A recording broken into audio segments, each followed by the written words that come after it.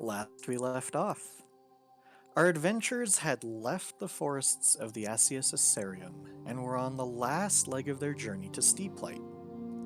With a little luck on their side, the group managed to stumble upon a mystical chimera and its nest, slayed the beast, and took its eggs as an extra prize.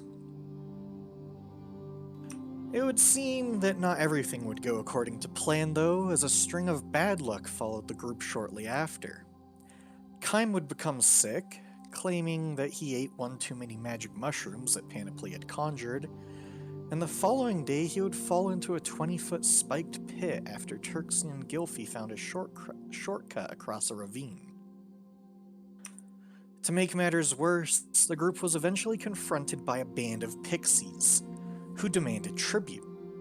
More specifically, they wanted one of the stolen Chimera's eggs, and if their demands weren't met, they threatened to turn the group into a random assortment of animals. Or worse. Not wanting to give up the eggs, Kime protested, who then had polymorph cast on him, of which Turksian promptly counterspelled. But, flummoxed that a half-elf would have the audacity to counter their spells, another pixie turned Turksian into a newt. The pixies continued their demands and promised to fix Turksian if their demands were met, and Panoply, sensing the chaotic danger they were in, quickly gave the pixies what they wanted. With their tribute in tow, they ended the spell on Turksian and fled quickly with their prize. Thankfully, the worst was behind them, and the group made it to the outskirts of Steeplight where they planned their next move. They decided Arvin should try to disguise himself while the group tries to locate a local chapter of the Society of the Obsidian Hunt to claim their reward for the Chimera. Without any trouble, the group made their way through the city of Steeplight, a hive of scum and villainy that was much larger than Night Hollow, but looked like a town on the edge of civilization. They managed to find the Society of the Obsidian Hunt, which was run by Wilfred the Giff, the cousin of Herbert. After handling their business, the group decided to wind down for the night and retire. But before they did, a silver dragonborn patron confronted Kime, asking if he was indeed a Stormbreaker, as he carried a recognizable blade at his side. This individual introduced himself as Zendu, a retired paladin of the Knights of Aurelia, and told Kime he fought in the Serpent's War with his grandfather, Konos Stormbreaker. Zendu bought Kime a drink and began telling stories of his time with Konos. And this is where we begin tonight's session. Kime, Konos begins telling you stories of your grandfather. You can tell in his eyes that Zendu and Konos were good friends. You're unsure of his age, but Zendu seems strong and wise and charismatic. He speaks fondly of his times. Then he gets a little bit more somber, as he asks you if you wish to know how your grandfather died.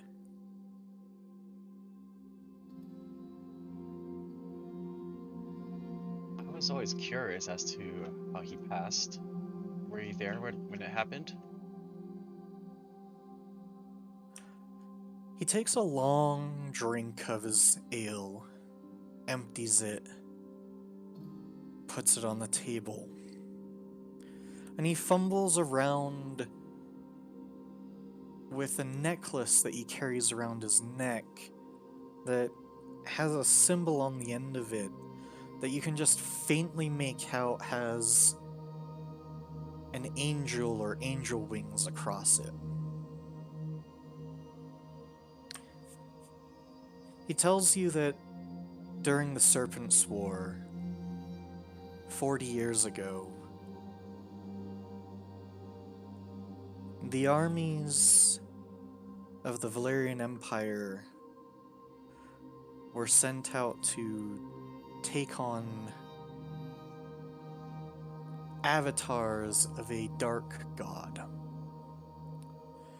Now, the Knights of Aurelia were to take on one such avatar known as Cathadris, a mighty, mighty ruler of the undead. And that Cathadris had laid siege to the eastern part of the Valyrian Empire. And that the High Templar, who had never lost a battle before, as long as the tales had told, had summoned his army, and at the head of the army were the Knights of Aurelia. What followed were some of the bloodiest days, weeks, month that the Valyrian nation had ever seen. When one undead horde was destroyed, another would rise up from, well, the battlefield that they had just fought on. It wasn't just mindless shambling skeletons and wights, but with them monstrosities of a scale that had never been seen before. The leaders of the undead army were intelligent and not just mindless beings. The High Templar was known for taking the head from the serpent in many of his wars. That battles that would seem lost were suddenly won as the High Templar and his Knights of Aurelias would penetrate deep into the enemy and kill their leaders right from under them. He tried it again. While it was successful, the losses this time were,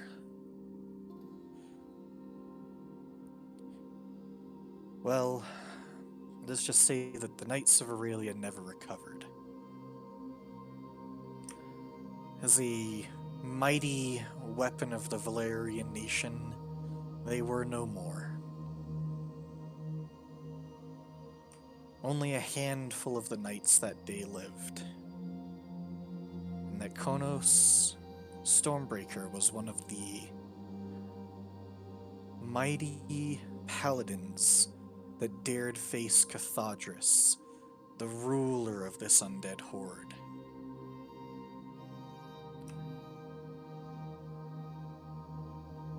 At this point, you see a barmaid bring another drink to the table, and he takes another deep swig from it.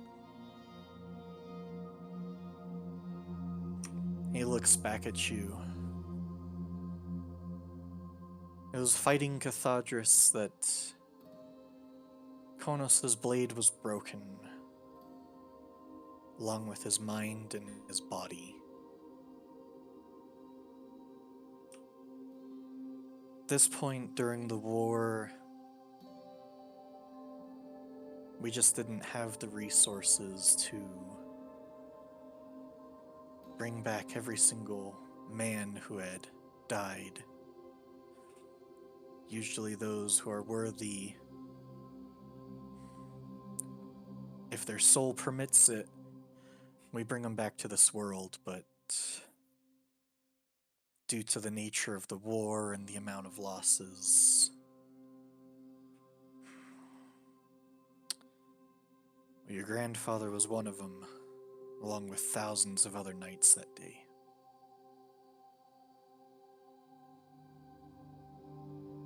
Wow, I had no idea.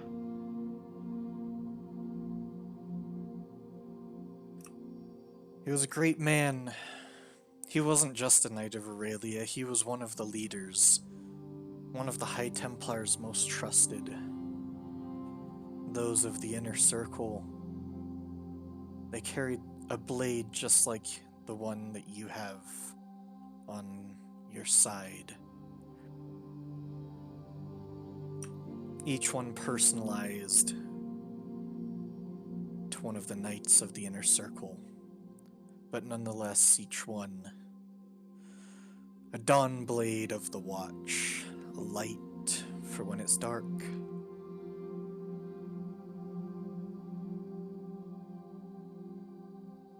I was always told it was special, that it would watch over me. My mother was always protective of it. Definitely special. It would be something if one day you could figure out how to reforge it, and that would be a sight. Didn't think that was possible. To me, it was always just a keepsake that brought me good luck, honestly. But who would I even talk to help reforge this? I'm not an expert, but the Dawn Blades were said to be forged in the flames of Aurelia, the god of which the Knights of Aurelia worshipped. I don't know if any of those forges still exist in this world or any of the planes, but imagine it's... well, so many crazy things happen in this world. I wouldn't rule it out.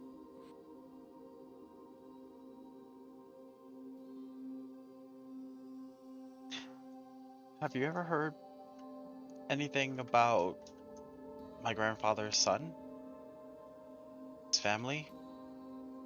I was never told much about them. Hell, my father, I don't even know him. Unfortunately, Kaim, I left that world behind once the war was over.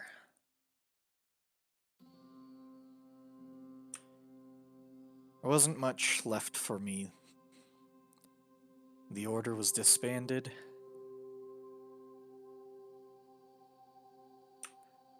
Just didn't want to be in that part of the world anymore. Sorry, I can't give you any more information there.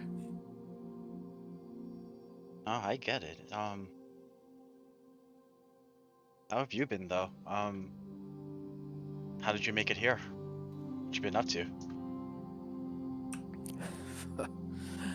I don't think there's enough ale in this inn for me to tell you 40 years of some old paladin's sorry tales, but let's just say I found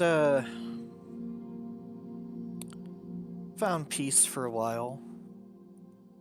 But then you just always get that inkling, that longing for something a little bit more. Never quite leaves you.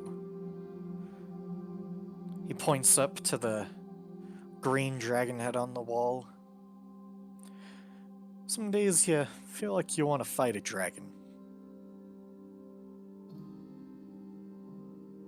I figured that'll be a lot better than defending your home against a horde of undead. Yes and no. And you kill a dragon for glory and renown and free drinks and a reward. You fight for your country because, well, it's the right thing to do. But at what cost?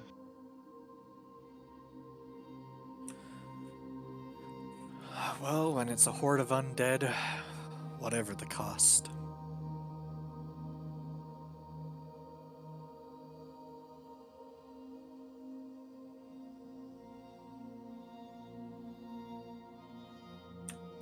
He just sort of sits there, holding his drink, staring off into the distance. Kind of that 1,000-yard stare.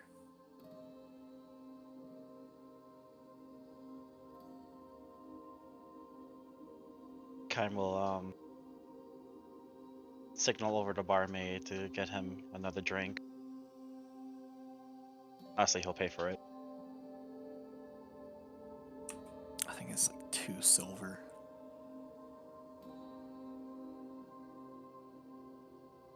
Well, thank you.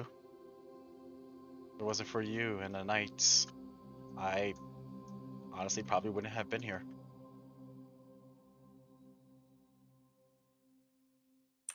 It looks at you and gives you a smile. That's one way of looking at it. I guess it's what lets you sleep at night.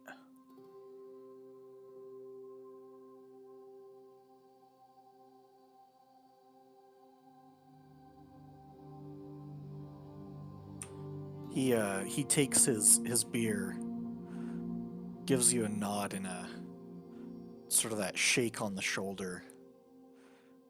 Says, "You ever need to find me? Generally around these parts."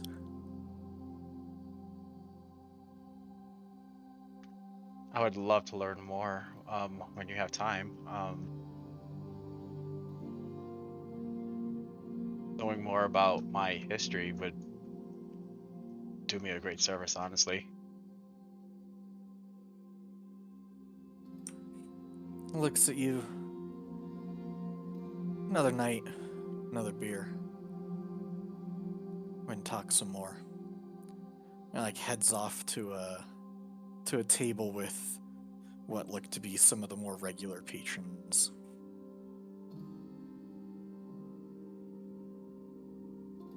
Kind will look down at the broken blade and just ponder to himself, fingering over the etches and the engravings on it. So that's what you've been up to all those years ago, huh? And he'll store the broken blade back in his bag.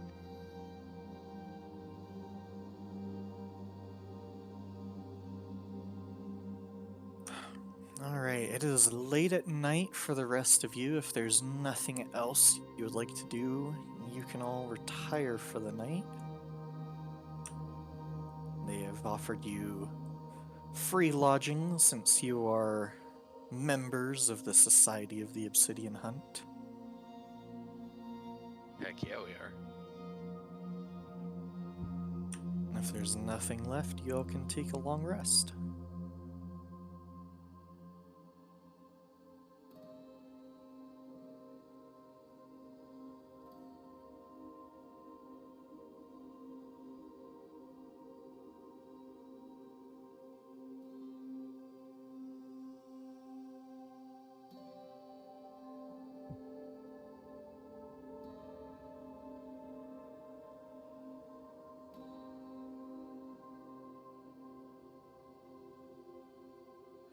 Alrighty.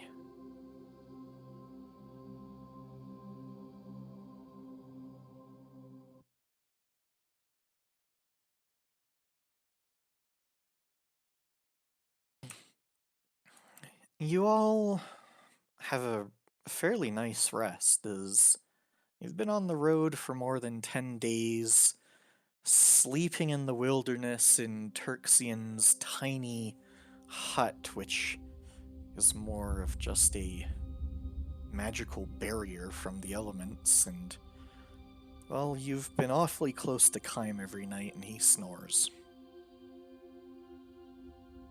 Oh, finally, a nice rest. That is, all of you have a wonderful sleep except for Turksian.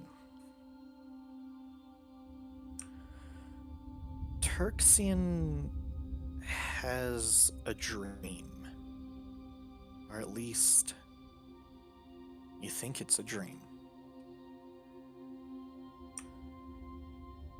What you see in your visions, your sleep, your slumber, one can only describe as chaos.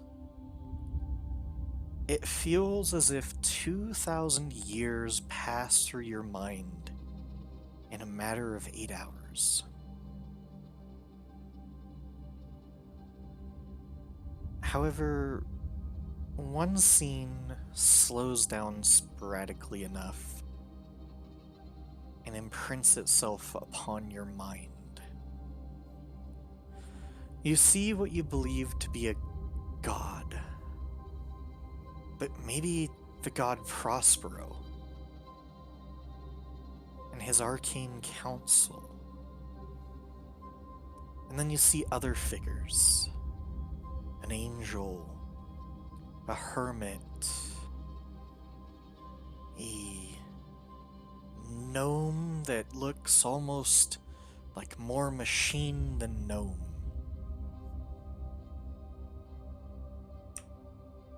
A god of light or civilization, a queen of the underworld. You're pretty sure these are other gods. And then, in and out, you see a war on a scale that you can't even comprehend. A war that must have consumed the lives of millions. Between demons and devils and angels and humans and elves and all the races of this world.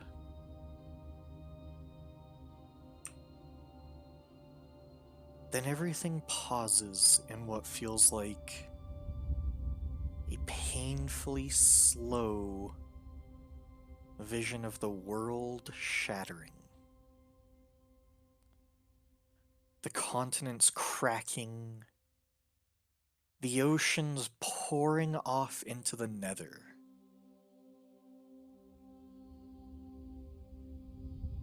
A catastrophe that is just beyond the scope of anything you could ever imagine.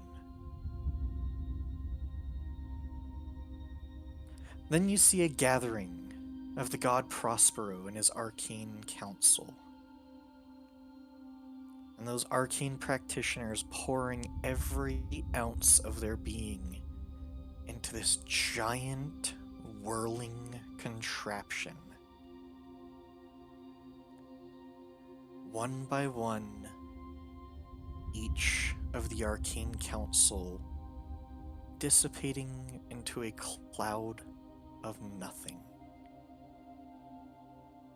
And as the last council member dissipates into this giant arcane conduit, the world stops.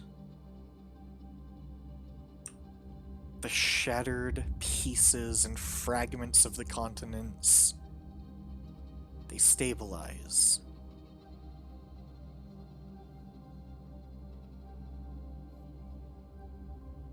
This is Aetherkarst, the shattered world as you currently know it. And then just as you see this vision, you hear a voice. Wake up.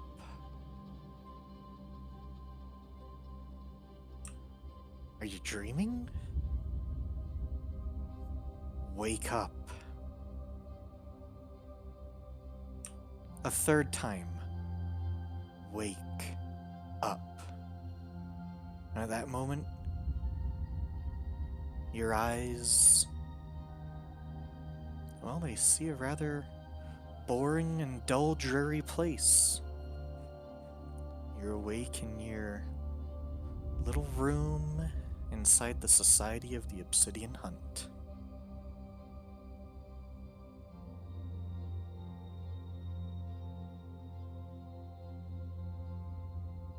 Do I have any knowledge of, like, historically, does any of that make sense what I saw or anything recorded? Or Roll a history check.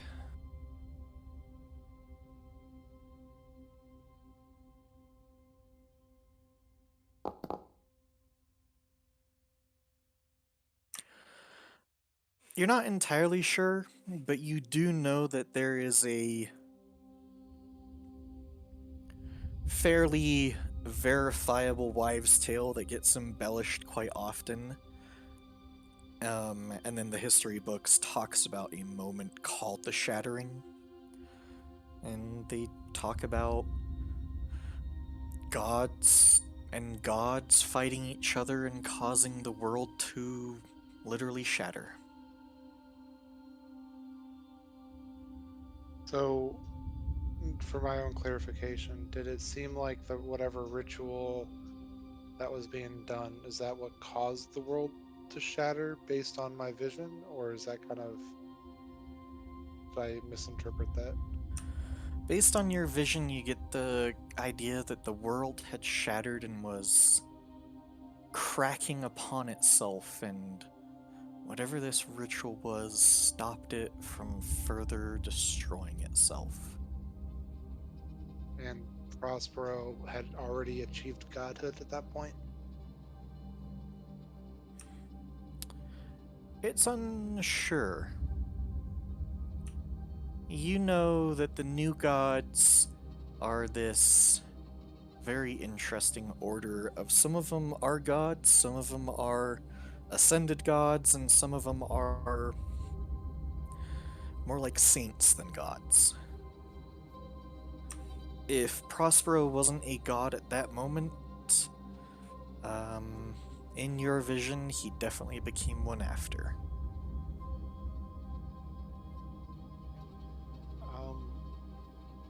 Just for my own sake, then, kind of want to. I don't think I'm going back to sleep anytime soon, so use what resources I have on me and kind of try and piece it together. I will take out the Professor Orb from my handy haversack and call to Elias. Elias, I think you said one of the topics that you were very knowledgeable about was the ascension of Prospero. Can you tell me a little bit more about that?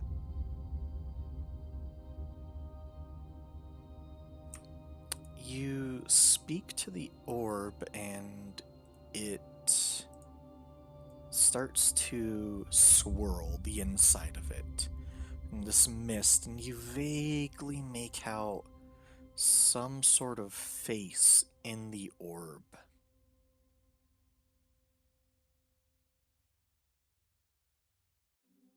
And let me find out. Intelligence +9.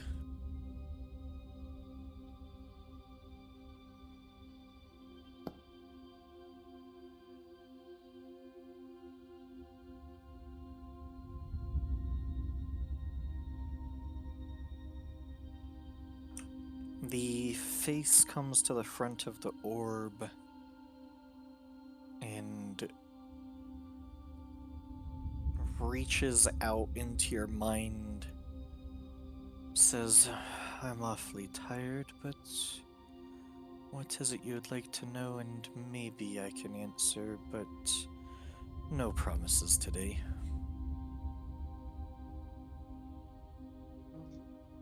I just wanted to know how Prospero ascended.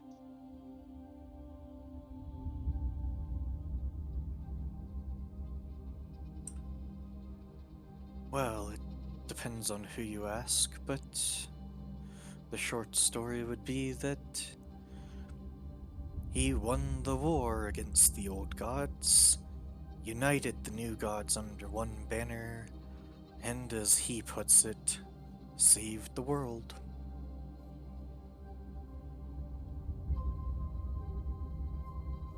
Thank you. I have a lot to think about now, I think. Yes, absolutely. Sorry I couldn't be more helpful today. Maybe another. That's okay, Elias. I'm sure I'll have plenty of questions for you going forward.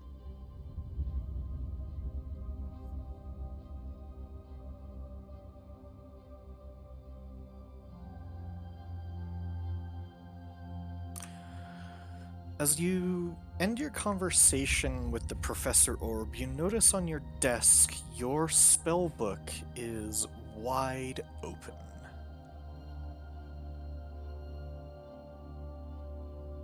Dude, I don't remember leaving that open. I'll move over to it and see what it's open to.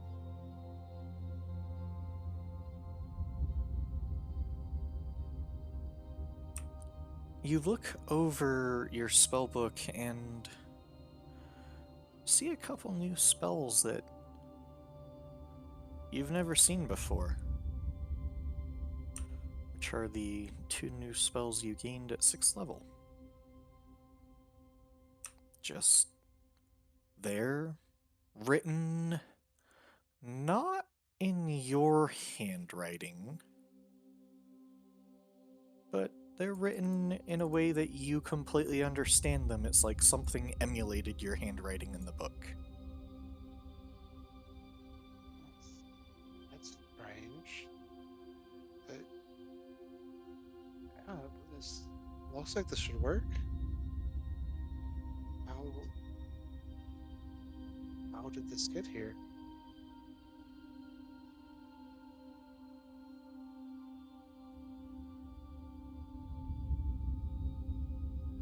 Torxian will look around the room and see if he can see if anybody, his room had been disturbed or anyone had come in. Roll investigation. Is this added advantage or no? No. 10 doesn't look like it is. However, when you examine the spells, weirdly, on the back of each page of the new spells you learned is a drawing, almost like a watermark drawing on each page. And it's that vision. It's that machine. And the arcane practitioners dissipating into the machine. And the next spell, the watermark in the back of it, is Aetherkarst as we know it, a shattered world.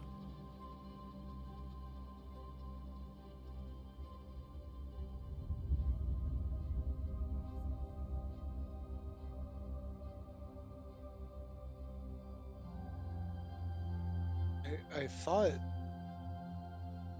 there was more to this. Is you fully sentient now? The book closes upon itself without you near it. I think Torxian is probably should be scared, but he's just elated and excited beyond all belief. And rushes over to it and picks it up and kind of just flip through all the pages and kind of talk to it. Just amazed and entranced. And while it's clear that this book has regained a large amount of its sentience, it seems that it's currently communicating with you in very odd styles until it can figure itself out. But as you flip through the pages, you literally see watermarked on the back of every single one of your spells, essentially that sporadic, slowed down part of your 2,000 years in 8-hour dream.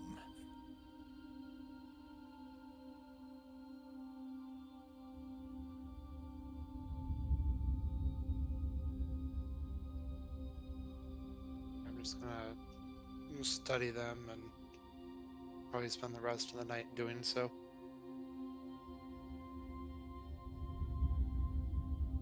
All right. You all wake up in the morning. What would you like to do?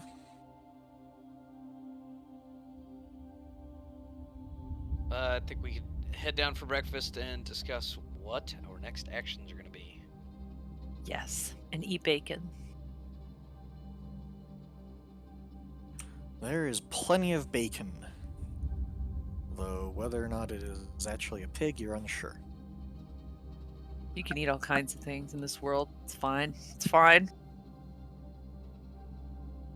Kirksey, you got some bags under your eyes. Not sleep well? Oh no, I slept great for, I guess, when I slept.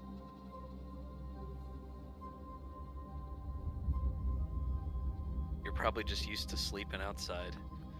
I'm sure that's it. Insight check.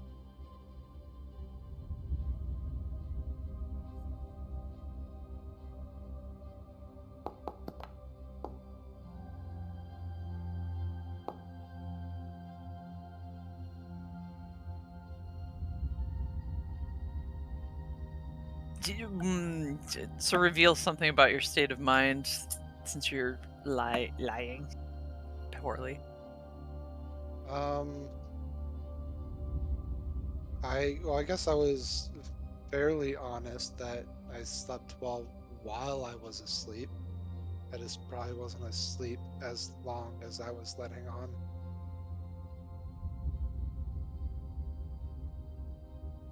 Can I tell something about your mood? Honestly, her first thought was that you maybe had a lady visitor and she didn't picture you as the type, and she's like, what? Didn't double take.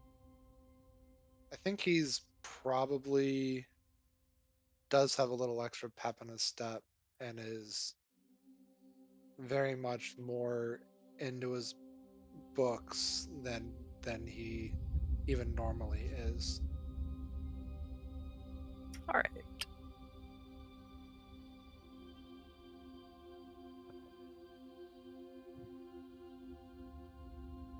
I was going to ask too, Kym, that sword that you had in your backpack, have you ever brought it to a blacksmith before? No, never. Never had the interest in doing anything with it? Or just assumed that nothing could be done with it? I just assumed that nothing could be done with it. It was just a broken blade, so it became more of just a family heirloom, honestly. I would like to see if this thing could be reforged. I think that would be kind of cool. Like, I could honor my grandfather's legacy with it. Yeah, armed with that new information, I guess keep an eye out. Well,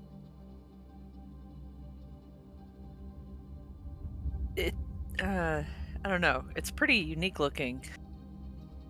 And do you think somebody would recognize it? Because that might kind of call us out, you know? I mean, he recognized it right off the bat. Well, that's what I'm saying. Like, do we want everybody to recognize us? Like, I mean, back home is pretty complicated. I mean, given the story that he told us, there's no reason to be cautious of it. It's a good thing. It'll be more of a sign of respect to have something of that magnitude in someone's hand. Yeah, but I'm saying, like, do you have to pick a side when you do that, kind of? Are we on a side? Not that I know of. You're on Arvin's side. Yeah, our grandma and, like, stemming back is kind of what he was talking about. Like, that war was a big deal. And our family history is tied up in it pretty extensively, although we didn't know about the stuff that, with Kime's grandpa, but so it's, Seems like Steep Light is a font of information. yeah, but I'm saying, like, would anybody, like, do we want to be known as people from the Valerian Empire? And I lower my voice. Like, we're people from the Valerian Empire. We do, like, are we fighting for those values? Or are we going to be made to fight for those values? Because I'm a little wary of that. Maybe, I don't know, if you guys don't know, maybe Tirxian would know if there were any conflicts amongst other nations around here.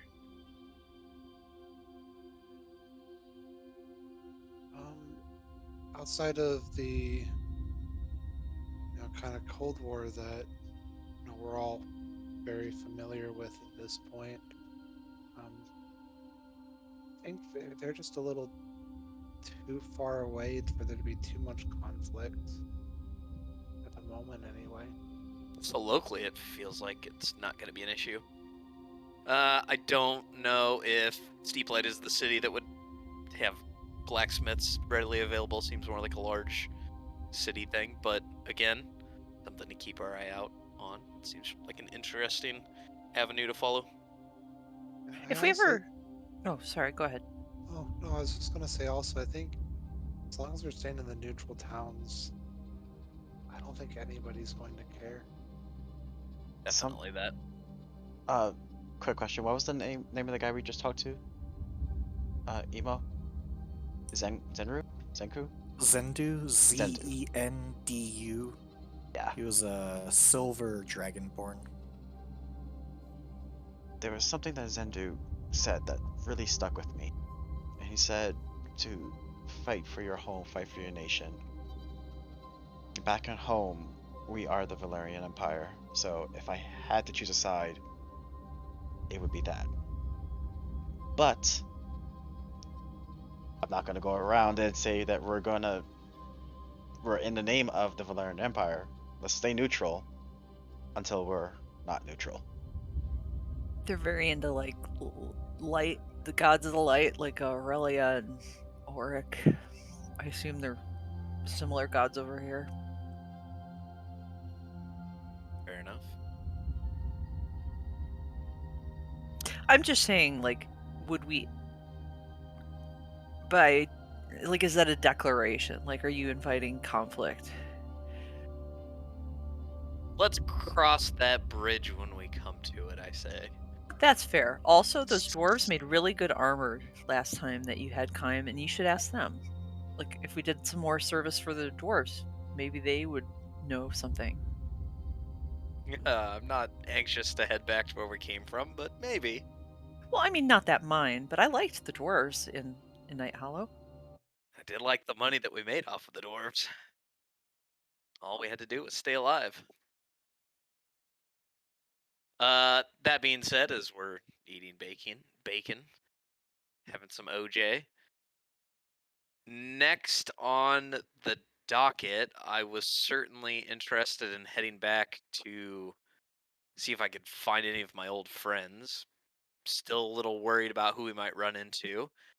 What do you guys think? Would it be best to head out as a group? Should I head out on my own? Any thoughts on that? If you go at night, like, I wouldn't be visible. I don't know about everybody else. Oh, Kime's visible no matter how much light there is. Yeah. We should probably stick together. Right. Will your friends talk to it? Like, do they care if we're near?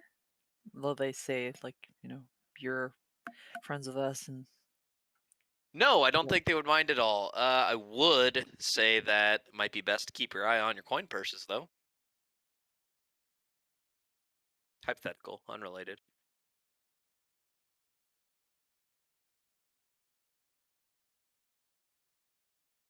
All right. Well, if we can head over sometime a little bit later in the day, I still think I should be in some sort of disguise with my mustachio. But let's give it a go. Is there anywhere else we should go here or do anything or just lay low? I can just shoot out back all day, honestly.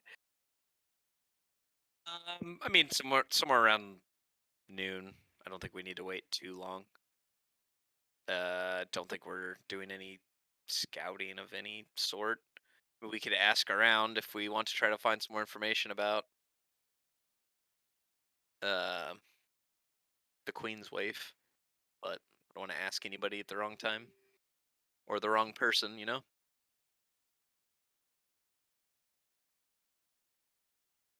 Okay, well, let's DM. I think we'll probably head over to the orphanage around lunchtime together. Alrighty.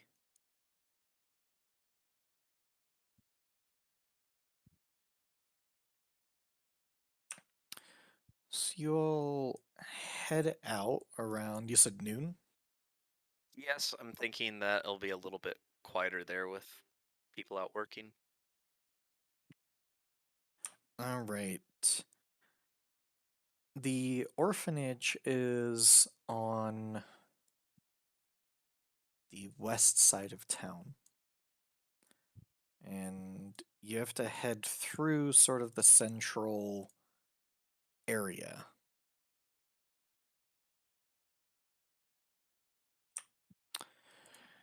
And by central area, I mean like there's the high street, and you essentially have to go past the city theater area.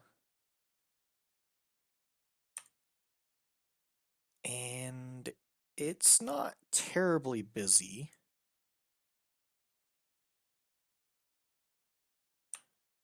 But as you're all walking, how are you walking through town?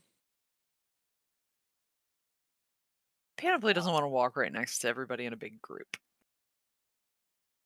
Kind of, it's just as is. Taking in the sights, seeing what people are like.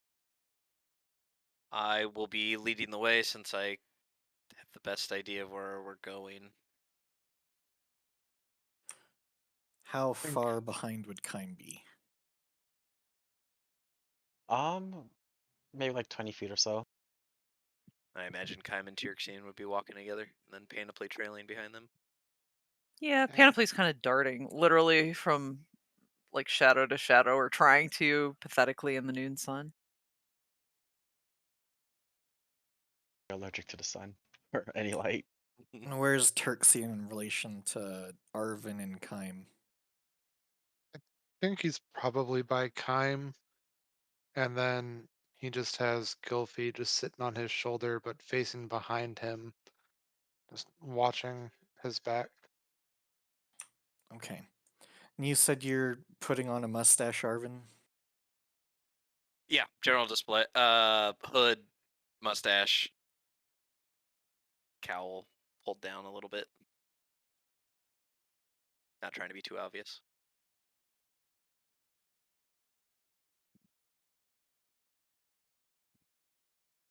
Probably got the loot packed away. Yeah, everything good is in the bag except for like immediate needs, combat needs.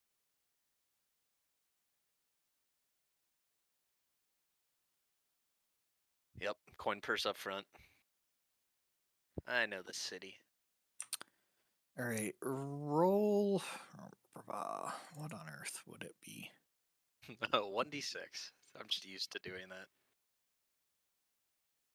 Roll a one. Some good music. Just roll a d20 for right now, Mr. Arvin. Perfectly average. Okay.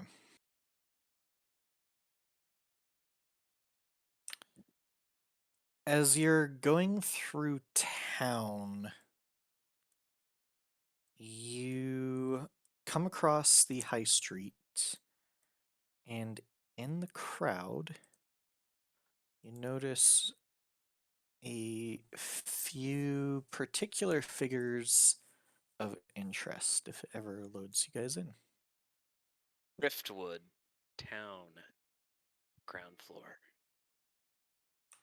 We'll rename that.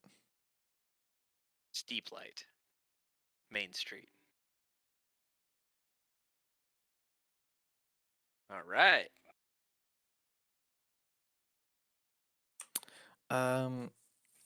There's a couple individuals that look like they are searching through the crowd.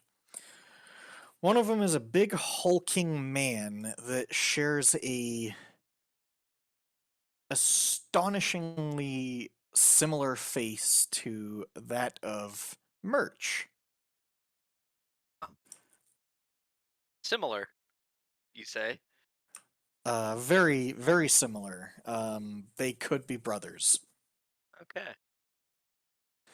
Really ugly looking. And then a little further back, just scanning the crowd,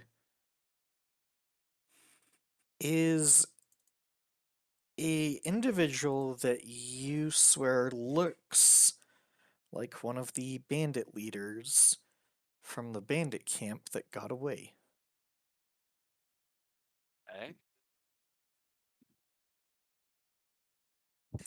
And he looks over at your direction, kind of interested in you, then looks further back at Kaiman Turksian and whistles. Which is the guy that whistles? This guy. Oh, wow. Okay. And you see like a couple individuals that were just kind of hanging out before draw their crossbows and kind of come up from there looking at Kaim and Turksian. And you see the big guy move toward Kaim and Turksian, and he just like pushes by you, Arvin, and it's like, get out of my way.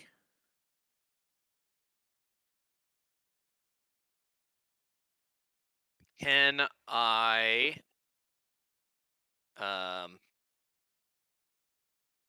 cast friends on him? Sure. My cantrip? Does friends require any verbal or somatic components? Does it have a V or S next to it? S. Just S. It says SMC. It just says you have advantage on all charisma checks directed at one Okay. creature that isn't hostile. Roll a sleight of hand check along with casting it. Okay. Do that. And that.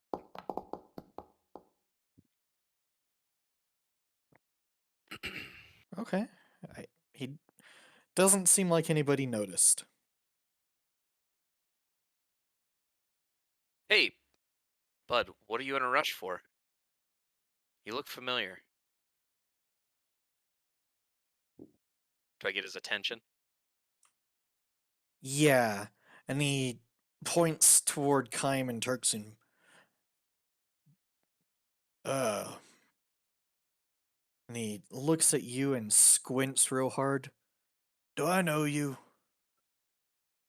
Not at all. You look like a man who could use a little bit of money, though. Am I right? Gertch could always use some more money. Stifle a laugh. Go. Gertz, just right back where we came from, there was a guy looking for to hire some strong help, and boy, you look like a really strong individual. He said he was gonna hand out 5 gold if you went over there and moved some boxes. Roll a persuasion check. With advantage.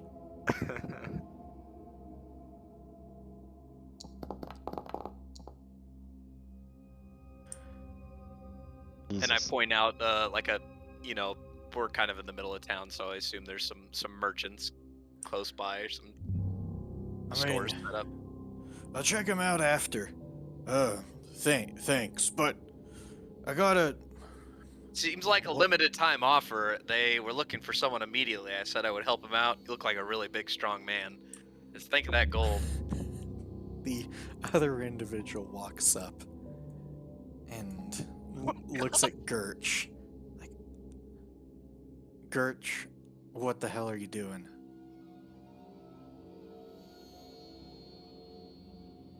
And he looks at you. Are you new in town? Yep, new in town. Just got here. Doing some sightseeing. Gurch, I told you that look out for anybody. Well, can't. You need to move along. And he looks at you. All right.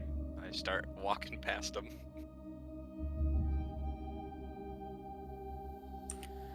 And the individual points over at Kym and Turxian, and like all the commoners, after as soon as he whistled, kind of like moved out of the way. And he points to you two. Hey, you two. You're not from around here. I can tell. What are you doing here? Maybe. That's none of your business. Can I help you with something? Yeah. You see, not too long ago. Well, I got in trouble. And I'm pretty sure it was a bunch of sellswords. And you know, it was really dark in that cave. But you see, I remember this owl. I remember a really clinkety-clackety big old fighter.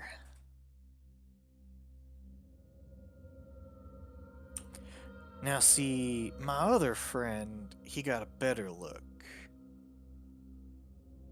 And you two kind of look just like him. So I reckon if I asked you if you knew a man known as Arvin, maybe Arvin the Jolly, what would you say to that? I'd say we left that scumbag 3 towns back. Interesting. Roll a deception check. Well, you got this, buddy. I've trained you.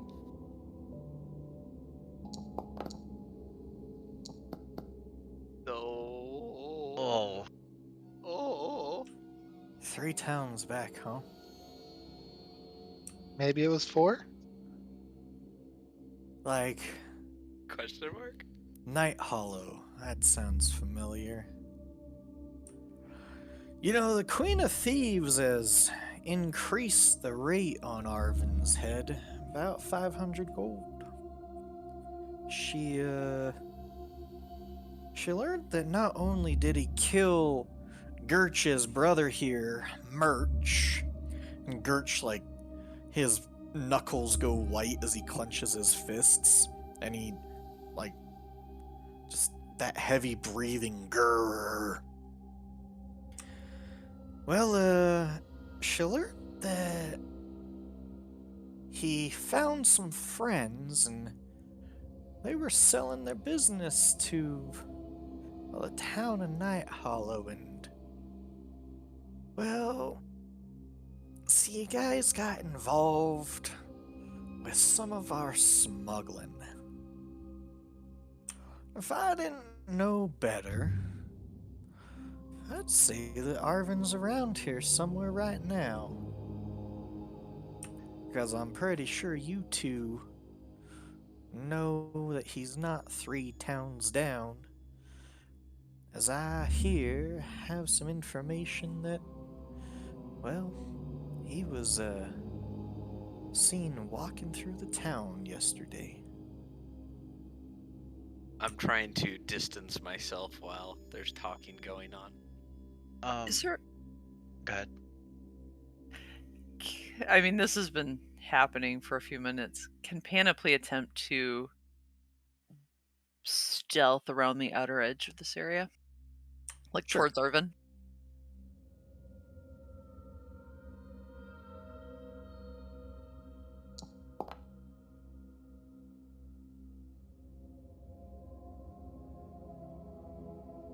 I just want to be making my way towards Arvin. You can decide how many rounds I do that. I'll give you like 2 rounds. You do see a individual move up over here with a crossbow. Everybody holding a crossbow, by the way. Yeah. I would say if that's your path, you won't be able to stealth.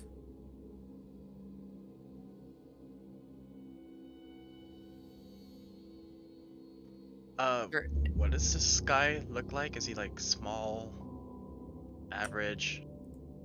Smaller than me? He looks kind of similar to Turxian, just less pudgy.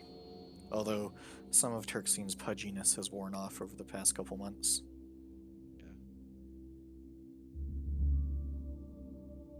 Kaim will However, Gertch looks like a mountain of a man.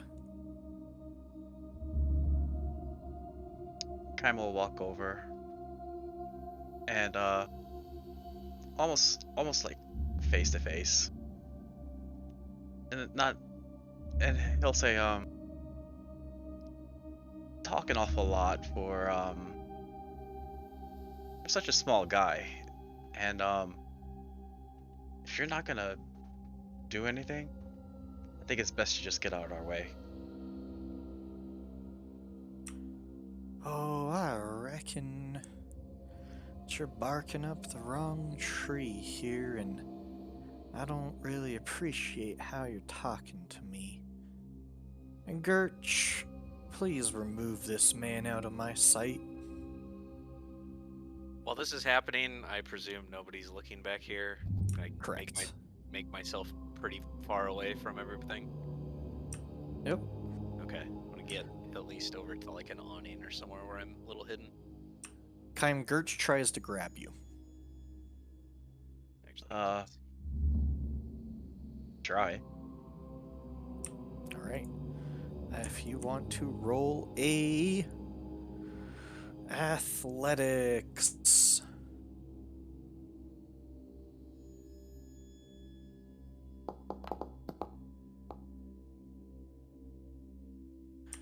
Gertch attempts to grab you and you resist, and he gets really mad. Boss, he's wiggling too much. As he's trying to grab me, I want to like take my sword, the blunt end of it, and kind of like counter him if I can. In him trying to grapple me, like in that movement, take my sword and pop.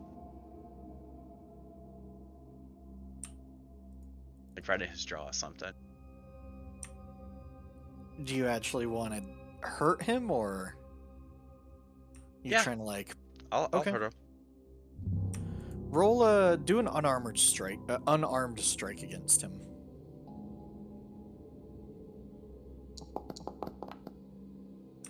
Ooh, that hits.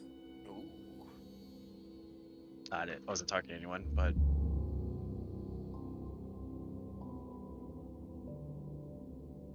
Oh, what the hell happened there?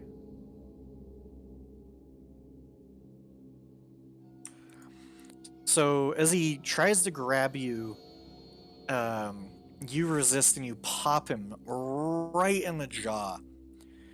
And you see him bite his tongue as that happens. And he lets out this roar, and you can see blood trickling out of his mouth. That's it. I'ma kill you. And I think that's a good time to take a break. oh shit. I'ma kill you. Gurch. Dude, I lost my shit when you said that. Well, merch, Gurch. His mama wasn't so original. Oh, that was good. Alright, grab a drink, check my daughter. Wait until we meet Lurch. Oh god, he's gonna be so big.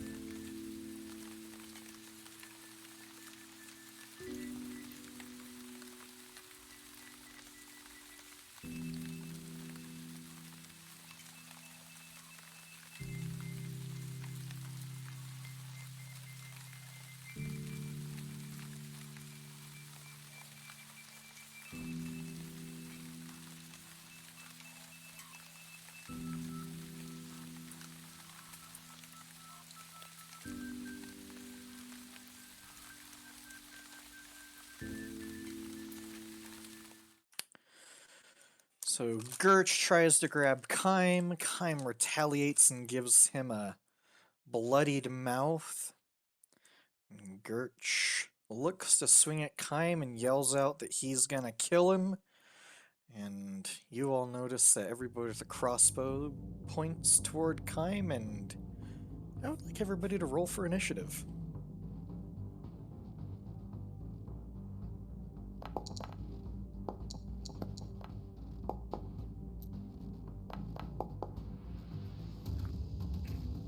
Woohoo! Wow, that's a first. And I'm still behind her. Alrighty, from the shadows. Oh no, I'm ahead. I had to roll a Barely. 1 though. Barely.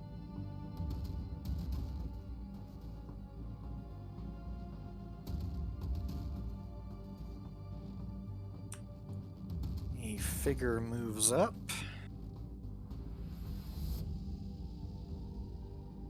Man, these stumps have like the worst sightlines.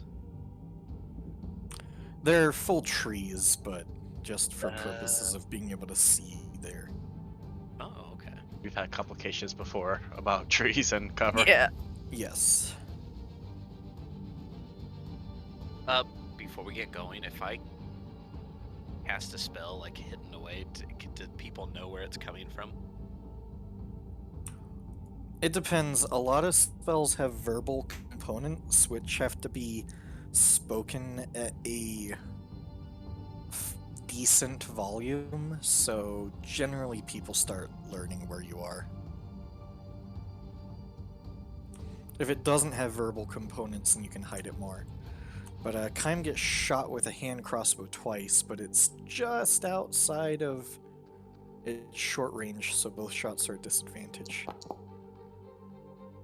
That's thank good, 'cause God. one was a nat 20. Woo! Not that he can be crit. Oh! Well, when you roll double 18s, Damn. Damn. Kime takes a crossbow bolt to the back. And Fenegru is going to take an attack of opportunity from you, Kime. I will. Yes, I will take it.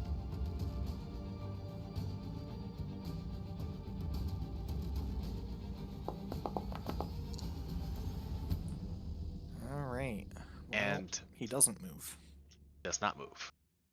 However, he's going to use Hellish Rebuke on you. Ooh. For straight out of Panoply's playbook. Is he a tiefling?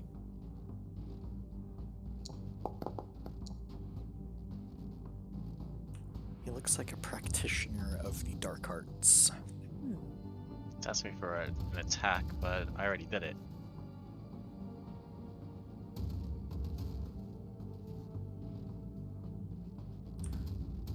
Huh, weird.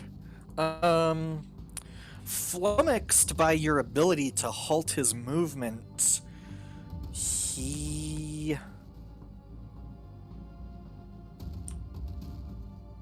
just Where do you think you're going? shoots you point blank with 2 Eldritch Blasts. It'll be at disadvantage because he's still in melee.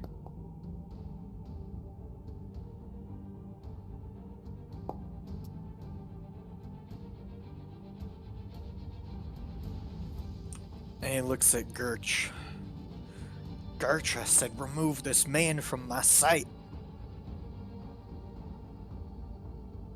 Arvin, your turn. I do have a spell that does not use a verbal component, so I want to use that. I want to try to stay hidden back behind this tree so no one can see me. I am ending friends. Oh? And I have a square that I need to put down. Oh fuck. I can't like turn it diagonally or anything on the board. Is that right? I'm gonna say no just for rule's That's fine. sake. That's fine. Too crazy here. But we're gonna slap down Nathier's mischief back here. All right. And I need to make a roll on it.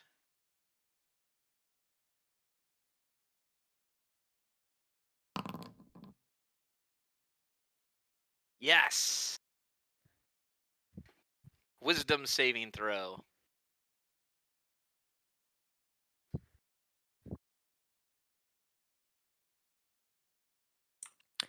Does this count as a charm? No, it is not a charm. Okay. How does that work? So, the guy in front of me, he can't run? Oh, F you. Doesn't matter.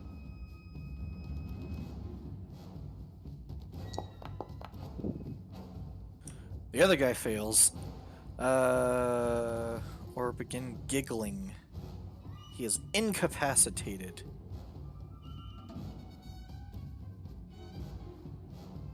And when he moves in a random direction.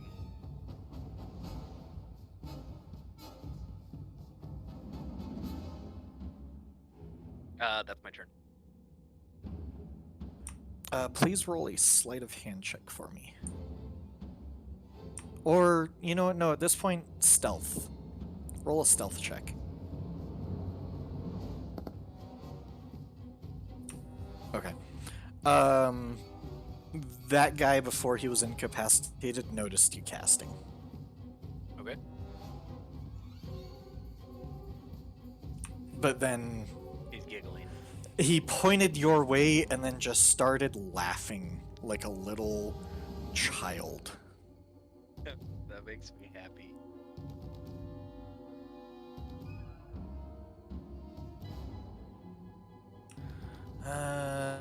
This bandit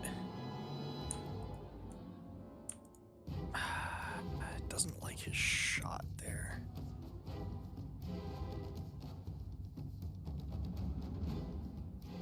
Moves there to shoot Kime.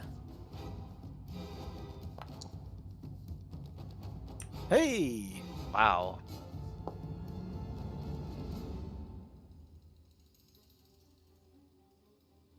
Alright, Turksine, your turn.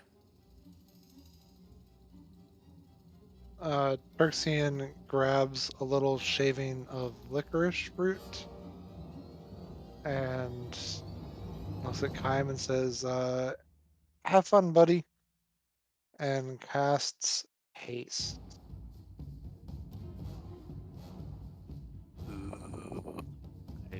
I am familiar with this. You are or are not? No, as a player, yes. Okay. And I'm loving it. I'm gonna move down here. Alright, now it's Gilfie's turn. Gilfie is going to dive bomb Birch and use the help action on Kime and then pick off.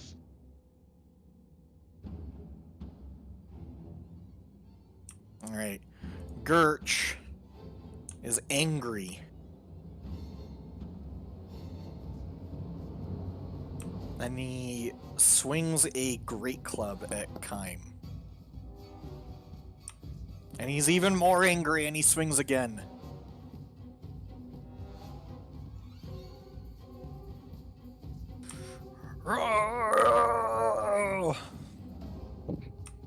Kime, your turn. What he missed? Kime has an AC of 23 while hasted. Oh, what? Yep. Holy crap. I didn't know what haste did. That's pretty cool. Kime is going to bonus action Echo.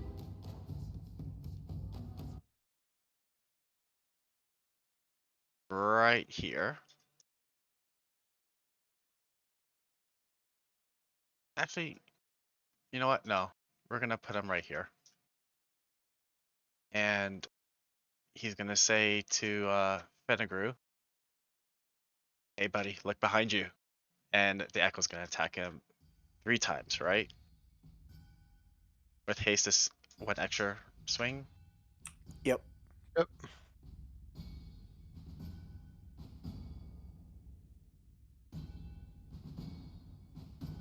And I have the help action, right? Yeah, Yeah, so the so first one of these can be. Okay, I'll do the next one.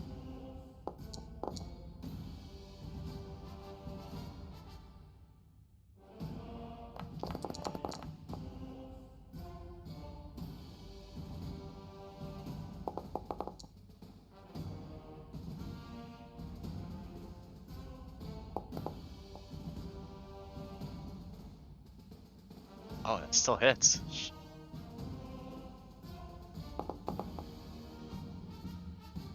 And Kime will unleash Incarnation. And the Echo will assist.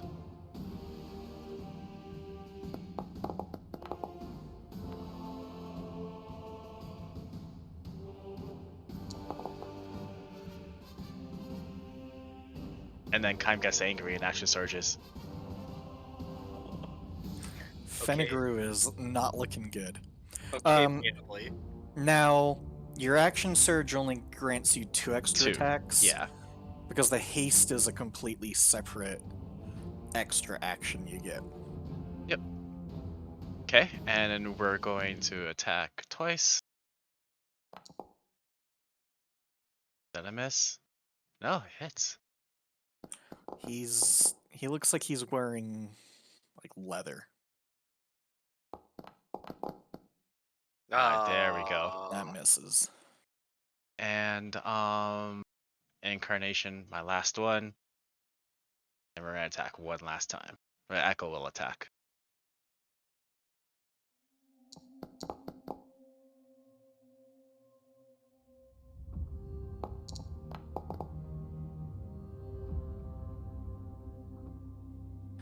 He is coughing out blood.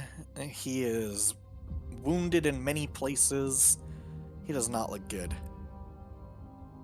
Incapacitated Thug can't take actions or reactions, so he continues pointing at Arvin, giggling like a little toddler who just watched Daddy fall over and hurt his head. So if that wasn't enough from Kime, Panoply, it is your turn.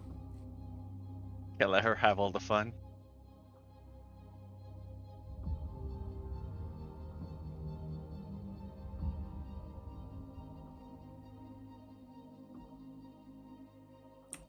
Don't you get like extra movement on your first turn? I don't know if you're muted. Okay. Can you hear me? Yeah. So she's gonna quickly like glance around the corner. She could tell there's a guy up there because he's grunting or making a noise or something. Move just out of range to this other corner. She could see that guy pointing. She has a passive perception of 18, so I'm guessing she notices that. And she is going to do something you've never seen her do. She speaks in Infernal, and I don't know how this works. Darkness seems to roll out of her, literally at a point.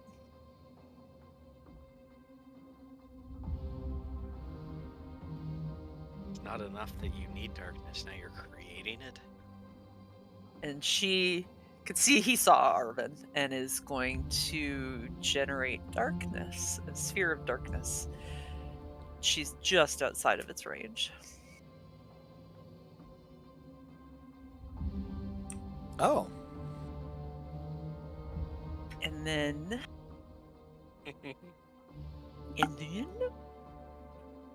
she is going to just step back just a touch. Well, that's a cool new thing she can do. Ooh. Okay, that's her turn. I might. is there just no sight line to me, or how does that Nope. work? Yeah. You cannot see through it.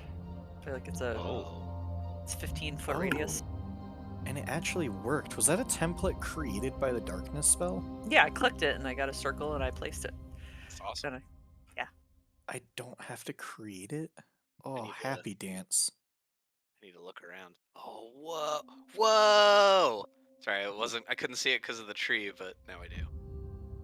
Nice. Alright, Kaim, another bandit moves into the middle of the alley, draws its heavy crossbow, and shoots you. And it goes off into the darkness. I'm attacking the darkness. Yeah. The one on the stairwell will also shoot at Kaim because you're messing with boss, and Gurch said he wants to kill you, and he missed too. The sneaky one moves a little bit forward. He's now in range with his hand crossbow and shoots you twice. It's a miss. And a miss. Okay. Alright. Fenegrew. Yes. He doesn't like what's going on here. Coughing up blood. Gurch, do your job! And he just, like, out of desperation, aims the Eldritch Blast at you again, but it'll be at disadvantage.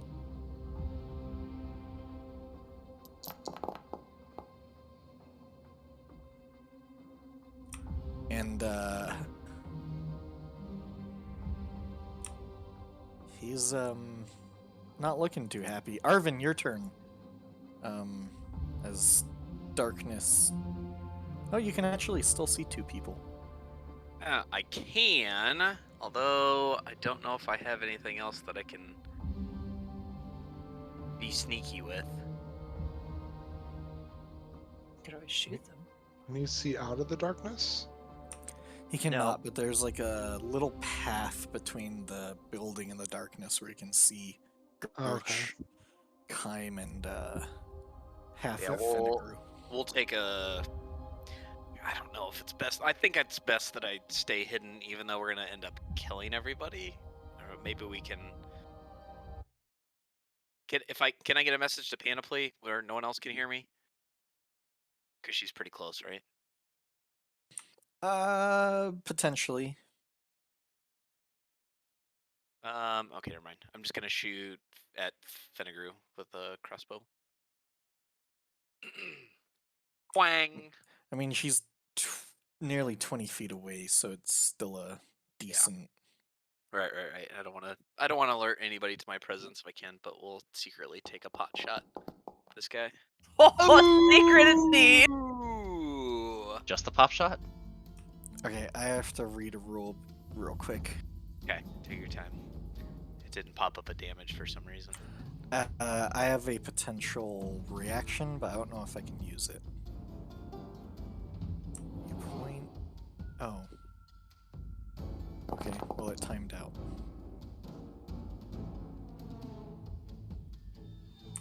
What does You it point do? your finger and yeah, so he doesn't know where you are, so you're good. He doesn't hellish rebuke. Safe. Wow, how far does that range? It's 60 foot, but Oh wow, okay. he's preoccupied.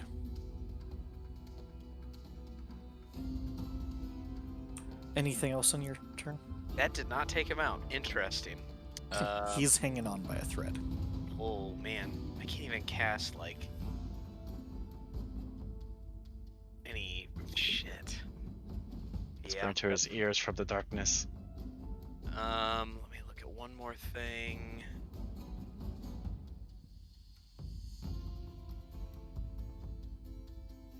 Where's my... Oh, did you do your Nethirs thingy? Nethirs? Oh, right. I have to. Let me do that really quick. Same thing. My cantrip doesn't show any verbal thing, but that's music, right? Can't really. And it's sneak also that. a action, so you can't shoot and do the cantrip. Yeah. For next time, I can't. I mean, it doesn't have a V on there, but I assume it makes noise, and I wouldn't be able to sneakily do that. Yeah. Yeah. I mean, okay. your crossbow fire probably gave away your position too. Does it? Does a 17? Yeah, because you're not like a sneaky rogue that can hide after. There's just like a twang. And a big old bolt flying through the air. This guy is no longer incapacitated. I mean, how am I pretty certain that people know where I am, or am I still thinking I'm hidden? I mean, the one guy was The one guy pointing saw your me. way, and then Fenegru and Gertch at least know that somebody with a crossbow is in your direction. I'm gonna stay tight. I'm good. My turn's done. They didn't see me. Okay. Bandit shoots at Kime, trying to rescue the boss. Okay, they're doing a good job. Turxian, your turn. Erxine's gonna Save. call out, "Hey, Gertch, put down your sword if you want the boss to live. He's not looking too good. Boss, if I were you, I'd tell your guys to drop their weapons so we can have a nice civilized conversation." Roll persuasion.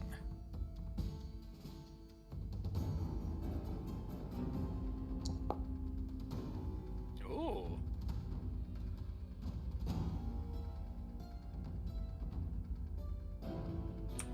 The incapacitated Fenegru, who can't take actions or reactions and is giggling hysterically.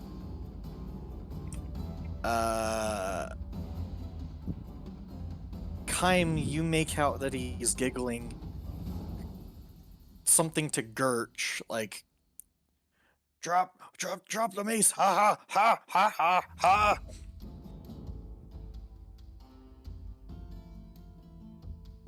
Poor guy. Ylfi's turn. Elfie's gonna just stand put. Maybe land on the building. Gertch looks over at Fenegru. But they kill Merch.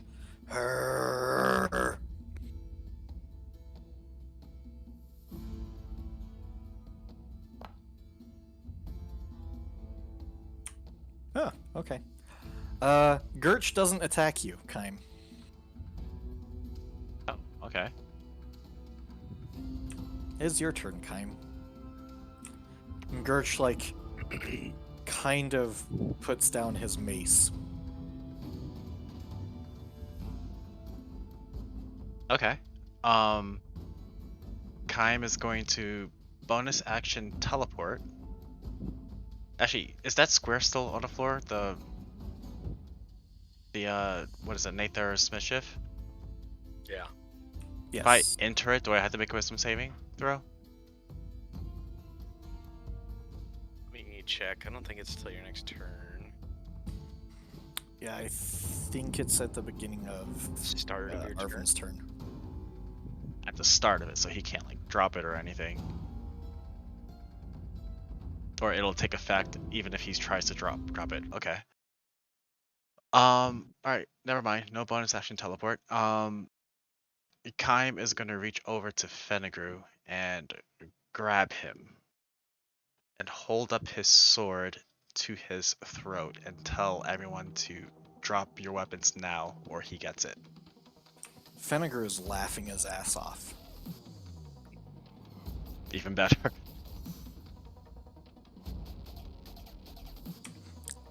But you do notice everybody kind of like they're pointing at you and I'm kind of like.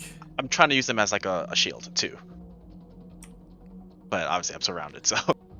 They're like looking at Gurch, looking at Fenegru, and kind of putting their crossbows down.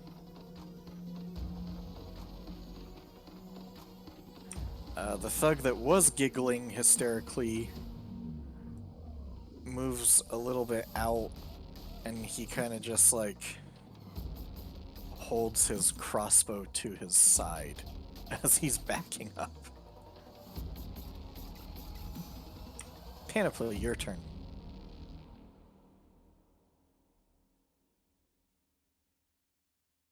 They still seem to be aware of Arvin. I wouldn't say that they are paying attention to Arvin at the moment. Kaim and Fenegru are the center of attention.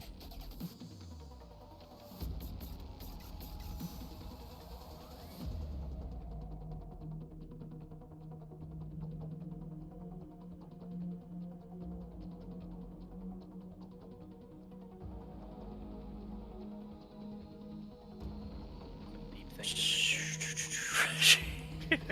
Well, I mean, they're like, we're kind of in an impasse here, so it's not like she doesn't want to like shoot and end that.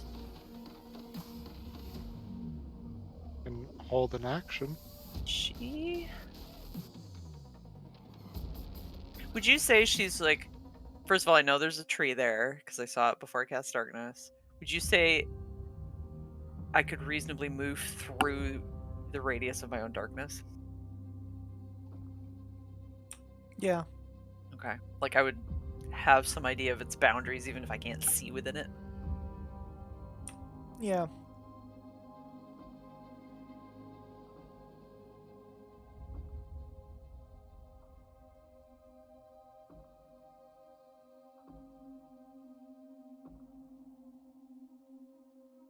Is that 30 feet? Oh shit. Sorry. Serious math going on here. Basically, I just want to clip it. Okay. I want to disappear into the darkness when I come out the other side. So I'm maintaining concentration on darkness, but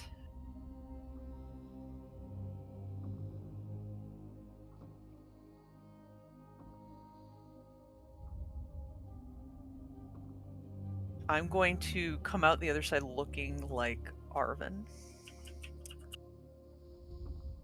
I'm shorter. What? Yeah, so I'm just gonna, when I come out of that darkness, it will be Arvin, essentially. Okay. Interested in knowing where this is going.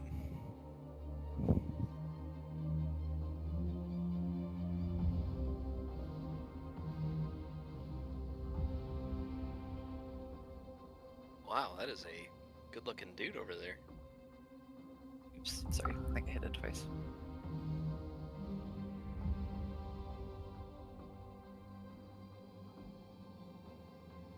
What's that from? Disguise self? Oh no, sorry, I was looking at the GIF. I think Harry Potter, I don't know. The bandits are definitely at an impasse. And so is him. Alright, Fenegru is still giggling hysterically. So Arvin, your turn. I'm gonna lift this spell. Can I stop that? Yep. Okay.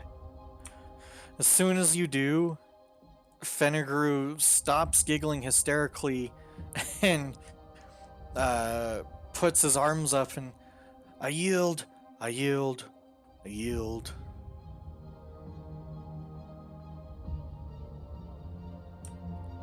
And he looks over his troops.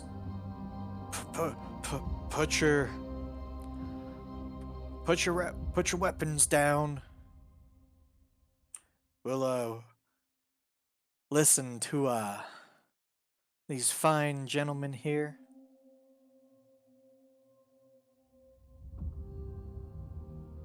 He's like coughing up blood. Once I notice that everybody puts their weapons down, I'll just kick Fenegru to the ground. And no damage, just like throw him to the ground. Okay.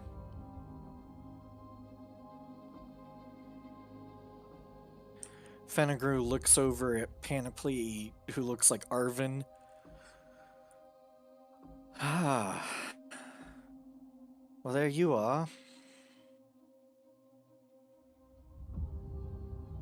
Well, what do you want? I would like to, sorry to interrupt, but cast Detect Thoughts, knowing that's going to put Kaim into kind of uncomfortable situation for about 6 seconds. For 6 seconds, Kaim, you feel like you just ran a marathon. And you're unable to take actions or reactions. Huh. As haste goes away. Oh.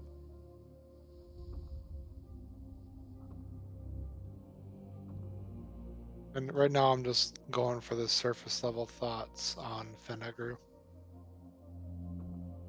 Just as we're talking. Okay. I mean, it's definitely fear mixed with what on earth do I tell the Queen of Thieves?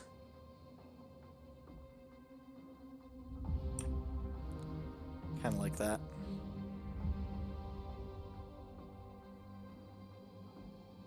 Any?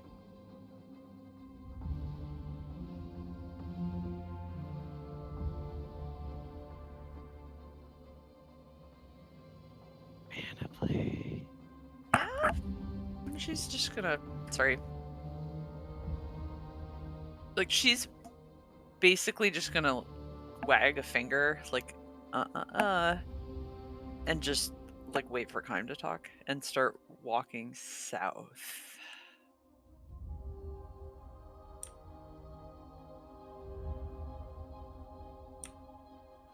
Fenegru looks back.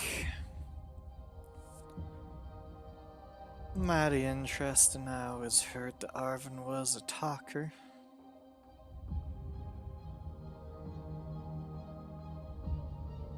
So so are you. So are you, but look where that got you. So what's your deal? Why are you messing with us? Well, Arvin keeps some interesting company, and well, the Queen of Thieves would really like one of her old pets to return. She doesn't like when people or any of her pawns leave the board.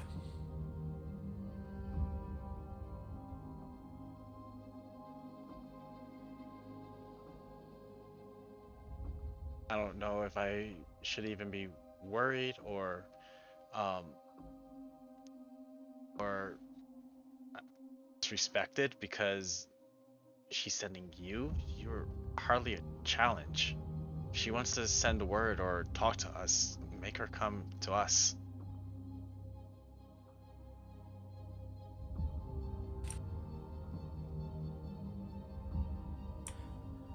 Well, you see here, we never knew that Arvin was so... Well, it seems that his abilities have grown and the company he keeps might have been a little bit more formidable than we thought. But I assure you, I don't think you want the Queen of Thieves herself coming for you.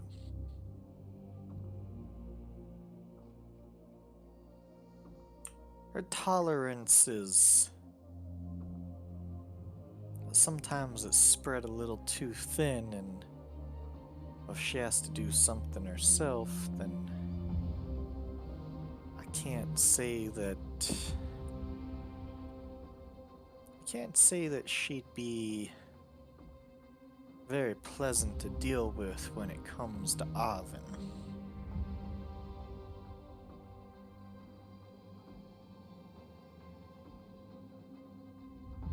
You seem like genuinely scared of her. Yeah, his surface thoughts are definitely going back and forth between the current situation, figuring out how to come out of this alive, and then figuring out how to stay alive when the Queen of Thieves figures out what's going on.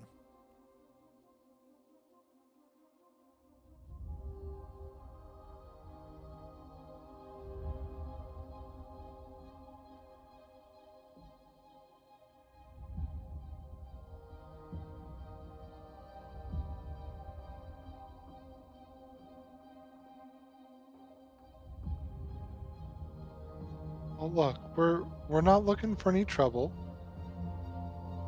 and I think you still breathing should give you an idea that we're telling the truth here. We're just going to be in town for a couple of days, and then we'll be on our way. You know, I'd believe you, except for the fact that you came to Steep Light. And, well, you don't really come to Steep Light unless you're looking for trouble. Our business is our own. At the end of the day, you get to walk out of this alley and keep on living, and that's under the sole condition that you turn around and walk away. Forget you ever saw us.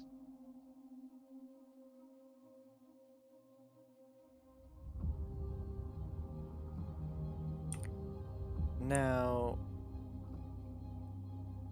if anybody understands how this city works, they'd know that that's not really an option. That's your choice. Somebody's gonna tell the Queen of Thieves. At that point, Panoply's going to get within just a little closer, maybe,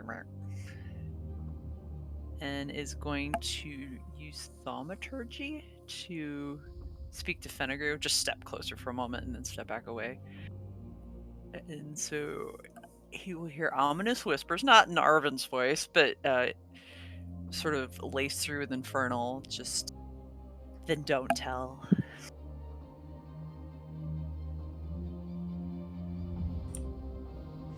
Roll intimidation with advantage.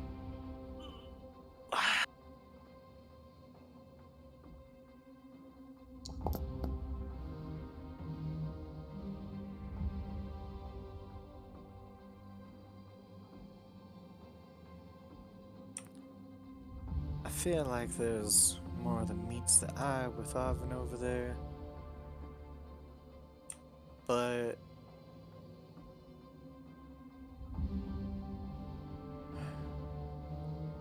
let's just say that dying by your hand would be the least of my concerns when it comes to facing the Queen of Thieves. So I suggest that you figure out what business you have in Steep Light, and you either leave and she continues to hunt Arvin, or you reach out to her and parlay.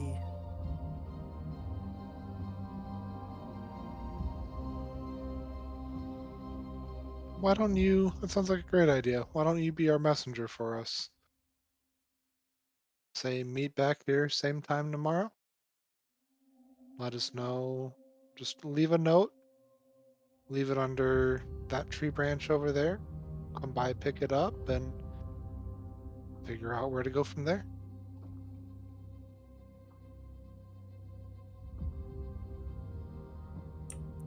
I guess that is a option that sounds agreeable. And don't try any funny shit, or you might just end up like a certain brother of theirs. And he looks over to Gurch. Rrrr.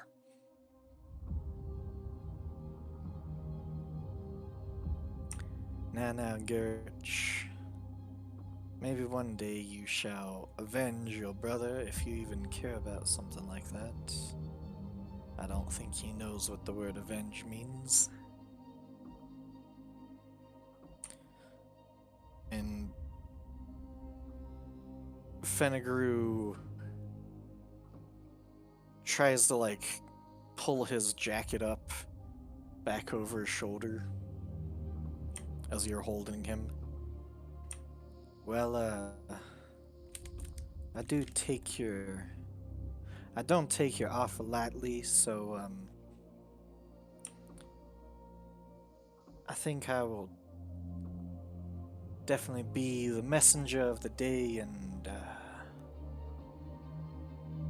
tell the Queen of Thieves of your idea.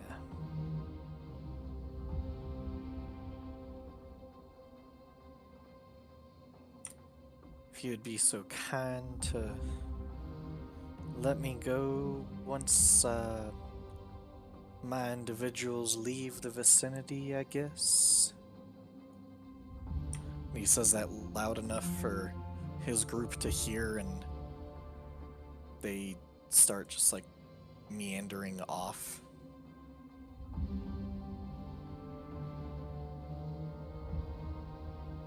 The echo will poof out of sight. That's fantastic. Foundry crashed. What? Why you do that, Foundry?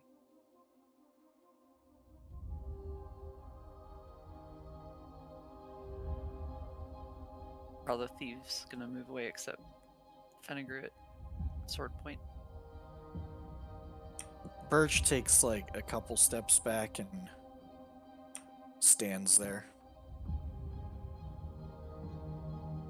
When they're gone, Panoply will come up right next to him. And she's just going to get right in front of him and drop disguise self. I don't care who Arvin is, but don't touch my cousin.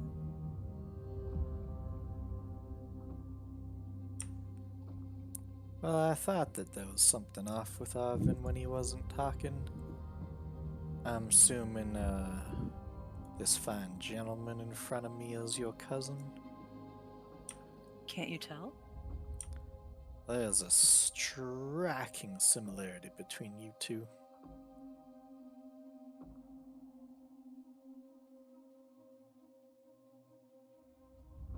Must be my horns.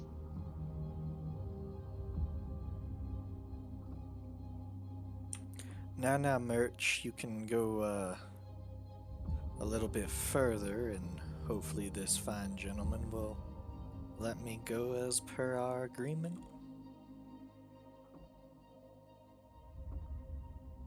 He'll keep an eye on Gurch, and wait for him to leave. Then he'll let him go.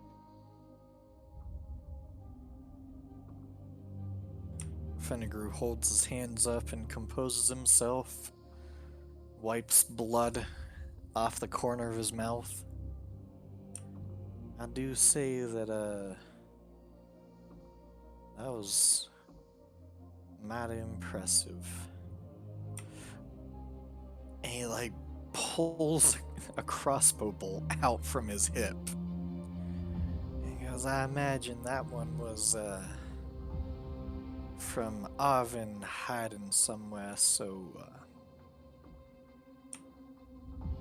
I have a message to him from the Queen of Thieves if he is listening. She says she misses you dearly. And if I may, I will take my leave. 1 second, actually. And Turxium pulls the silver out of his bag of holding. I heard somewhere you're supposed to tip your carriers. So here you go, and thank you, and looking forward to seeing you back tomorrow. His surface thoughts are that he hates you. I'm deducting a silver, and it was well worth it. Worth it. as he walks past, limping and definitely pride wounded. And you can feel that his surface thoughts are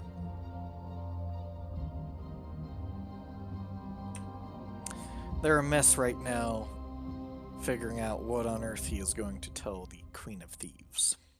Panoply is fingering an arrow as he leaves. And him and Gertch walk down the road together, out of sight.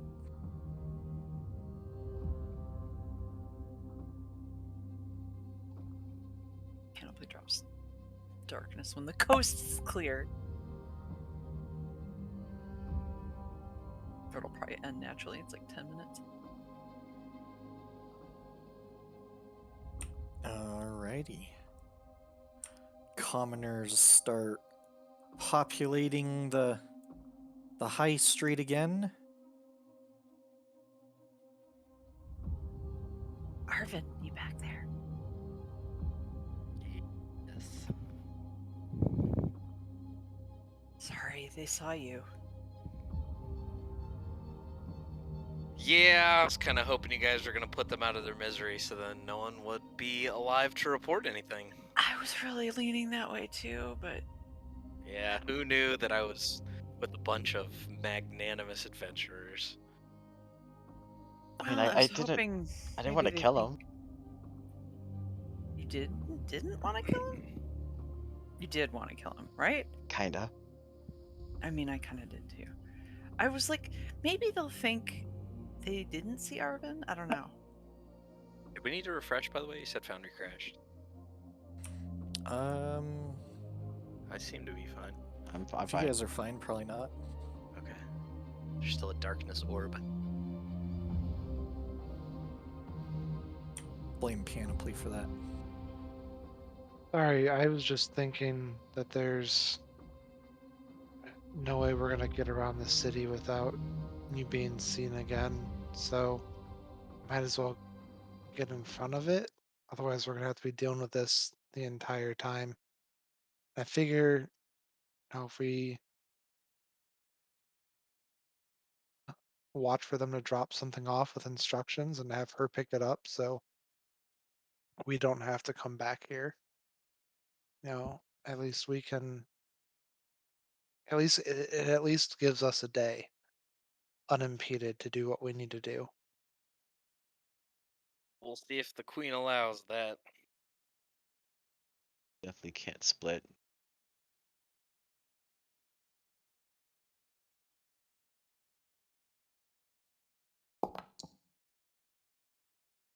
Well, I guess the good news is I don't think any of us really had an opportunity to show off too much, so they probably still don't really know what we're capable of. I feel like coming out at high noon was very nerve-wracking. Well, for you, this city doesn't Yes. sleep, so coming out in the darkness was certainly not an option either. But that being said, seemed to come out of this relatively unscathed. I think they have a good gauge on what I'm able to do. I really went all out there. And who knows, they may have known already. I didn't shoot anybody.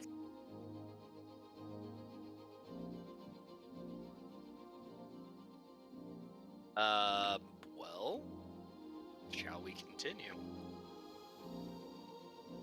Yeah, where's your friend? Friends. Still to the west. Didn't quite make it. Oh, I'm still concentrating.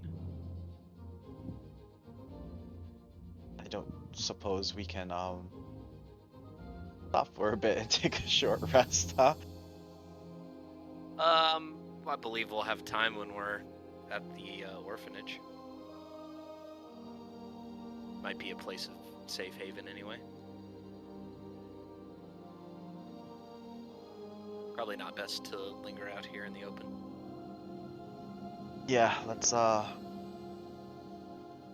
Let's keep going.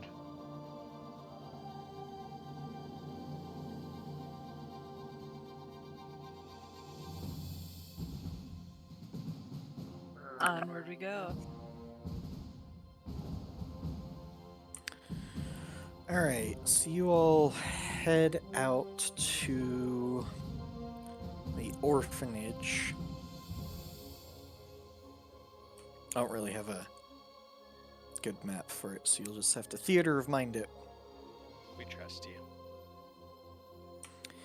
You come across a building that is pretty rundown. Ah, home. I mean, nothing in this town is exactly pretty, per se. It very much looks like an old western. But this one's definitely more rundown than the rest. You see big giant rats going in and out of the shadows. But on the porch, you do see a couple younger boys that look like they're playing some dice game or something.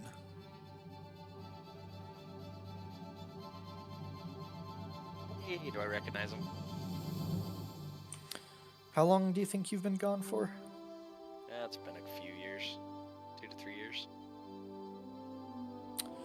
These ones, no. They look very young. Okay, well, I'll approach them and ask them if I don't know any of the old friend names that may still be around.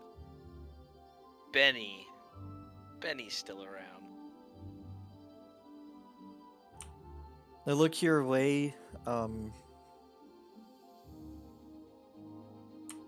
Curiosity, a little bit of fear in their eyes. Or do I have like a sign for my old time that I could flash to them? Hand signal, they would know. Yeah. Boom. throw up the Disemboweled crit. teddy bear you could show? Oh yeah, or an old teddy bear. You do some sort of like thieves can't sign. And they recognize it and stumble to emulate it. As I said, they're much younger. They go, yeah, Benny's inside. All right. Well, my friends and I are gonna step on by. Thanks for your help.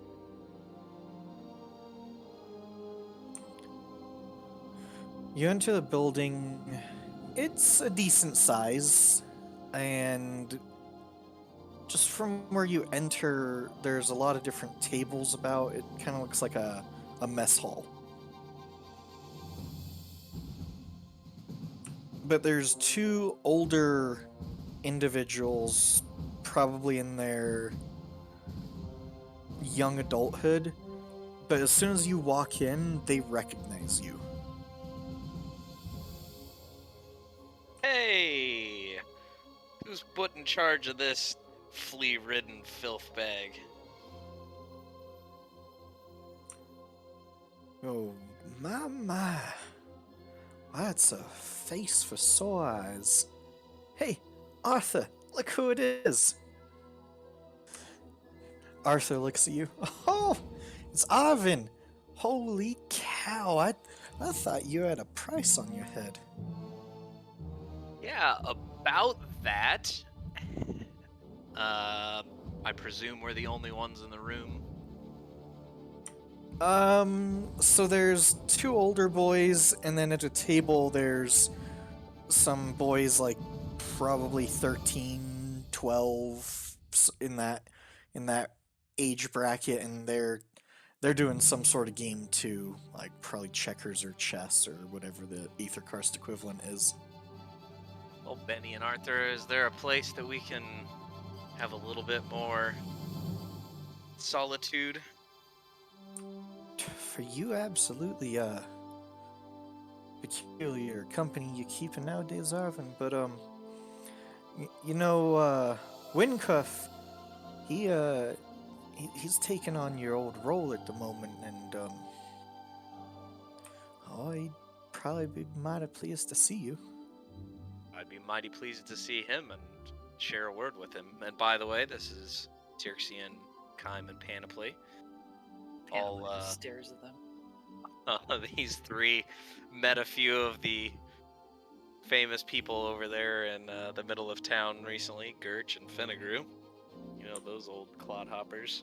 Oh, mighty Gurch, how... Whew.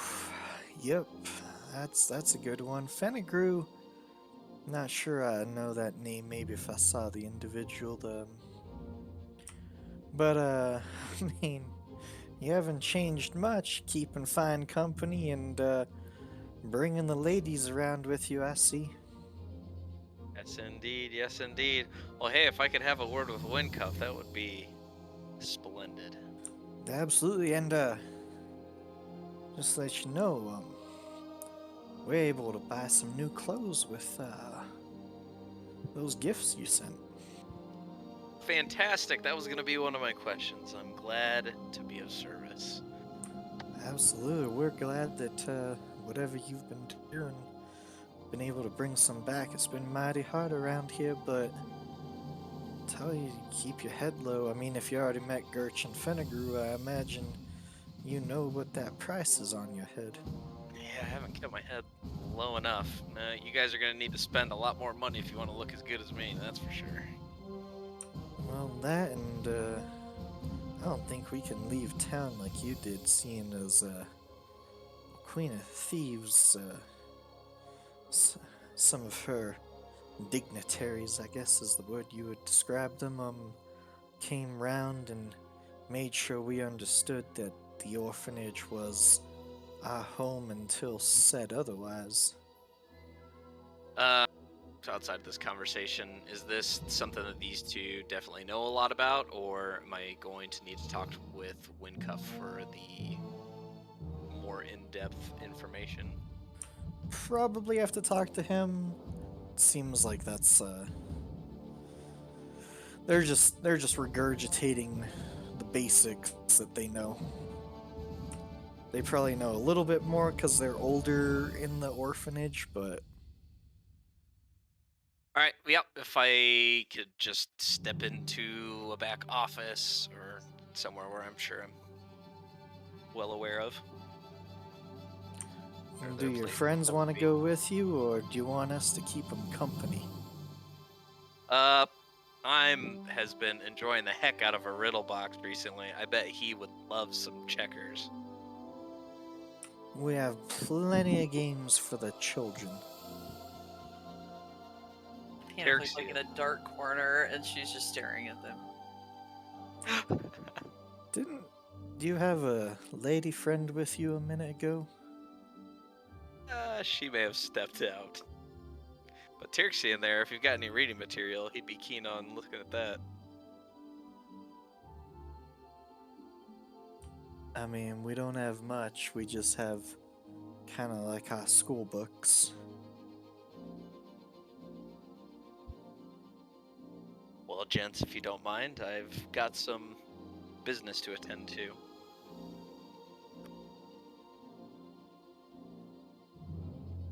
Kime will take on the youngest child there in checkers. All right, roll an intelligence check.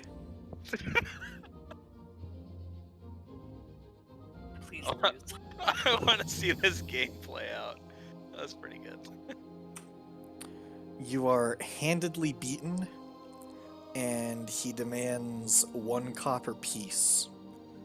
What? You cheated. There's no way. How... He'll throw over a copper. I won fair and square. I want a rematch.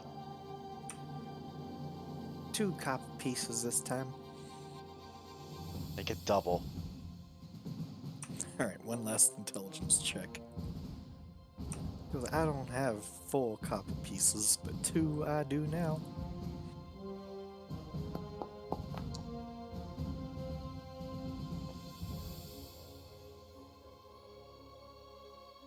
on the edge of my seat for this outcome. Oh! Oh, stalemate.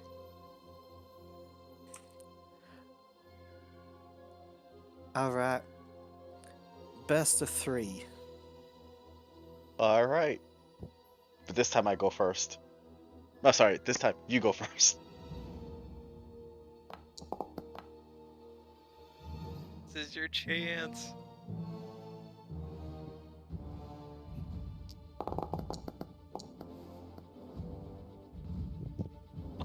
Oh, wow. Oh my god. Wow. That poor kid. That was a good game, kid. And he'll throw 4 coppers his way. Or, sorry, not even coppers. He'll throw a silver. But lost. He played well, though. Now I feel bad.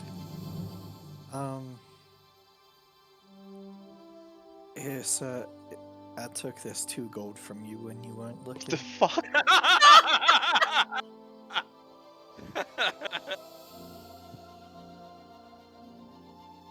Well, Oh, Brett. thank you. I appreciate that. And he'll, like, hold his hand over his coin purse. Keep a really good eye on that.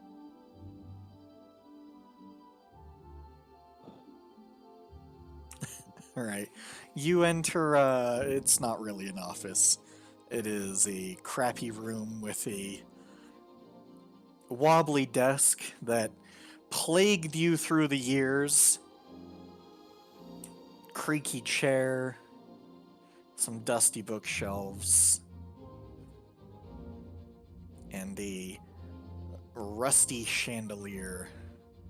But behind the desk is an old face. Old friend of yours, Windcuff.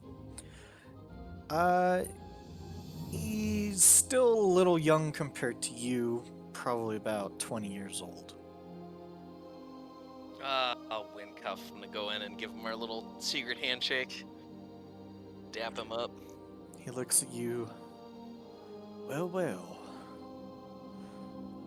That's a face I haven't seen in quite some time.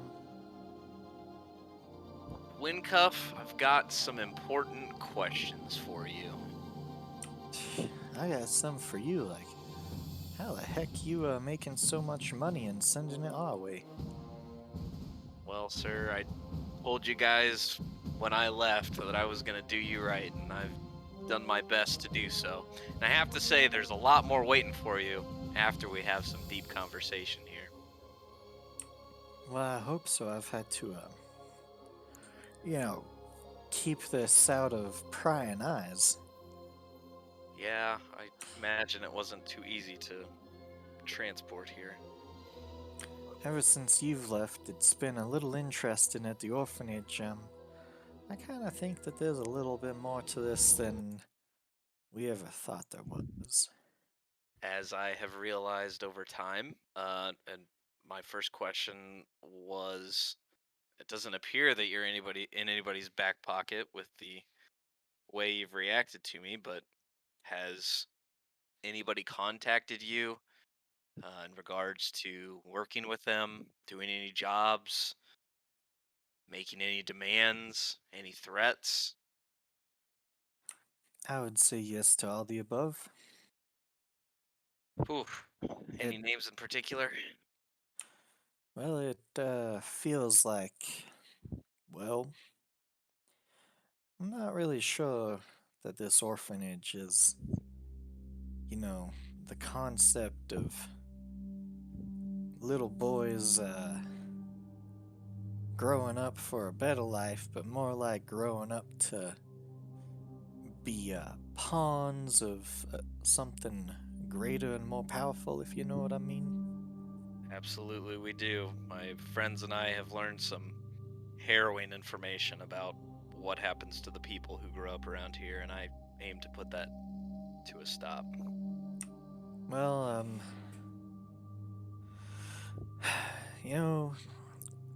some of the older boys, they've been press ganged into work for the Queen's Waif. Individual by the name of Fenegrew comes. He's him and this other individual goes by the name of Swain Eberick. They've been pointing out the boys they think are good enough to take on the mantle of responsibility, as they put it. And have you been contacted by the Queen's Waif? Have they asked or demanded anything of you? Yes, quite a bit. I mean, the first thing was not too long after you left, maybe 6 months or so. I was informed that the orphanage was to be placed under the direct control of the Queen of Thieves, as she put it. Well, not her words directly, but one of her messengers, that the orphanage, the message needed to be clear of what we were supposed to do, as it seems that through some misunderstandings that the guidance placed upon us was broken. That was when, well, when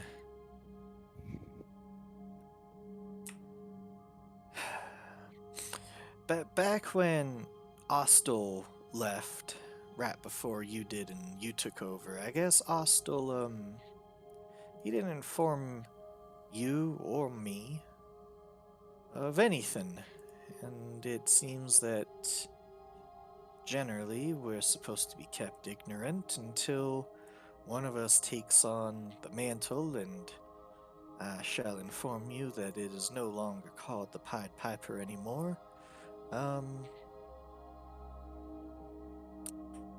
We are just,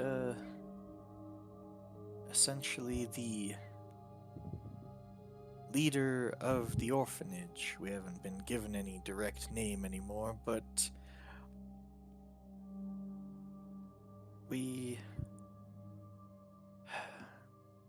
just say it was nicer when we were ignorant, because we have been given some very strict orders from the Queen of Thieves, and basically this feels more like a prison than an orphanage. Well, Windcuff, I'm just gonna come straight out and say it.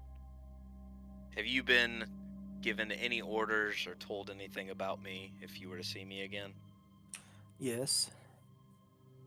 And since I presume you're still friends with me, you can tell me what those words were? Well, that if I were to see you or know about your whereabouts, that I'm to inform the Queen's Waif immediately. Interesting. And have you seen me today? Off the record, no, I have not. I don't know what you're talking about. I tell you what, Windcuff, I've got a little bit of money here that I can leave you guys for now, but we're gonna have some hard decisions to make.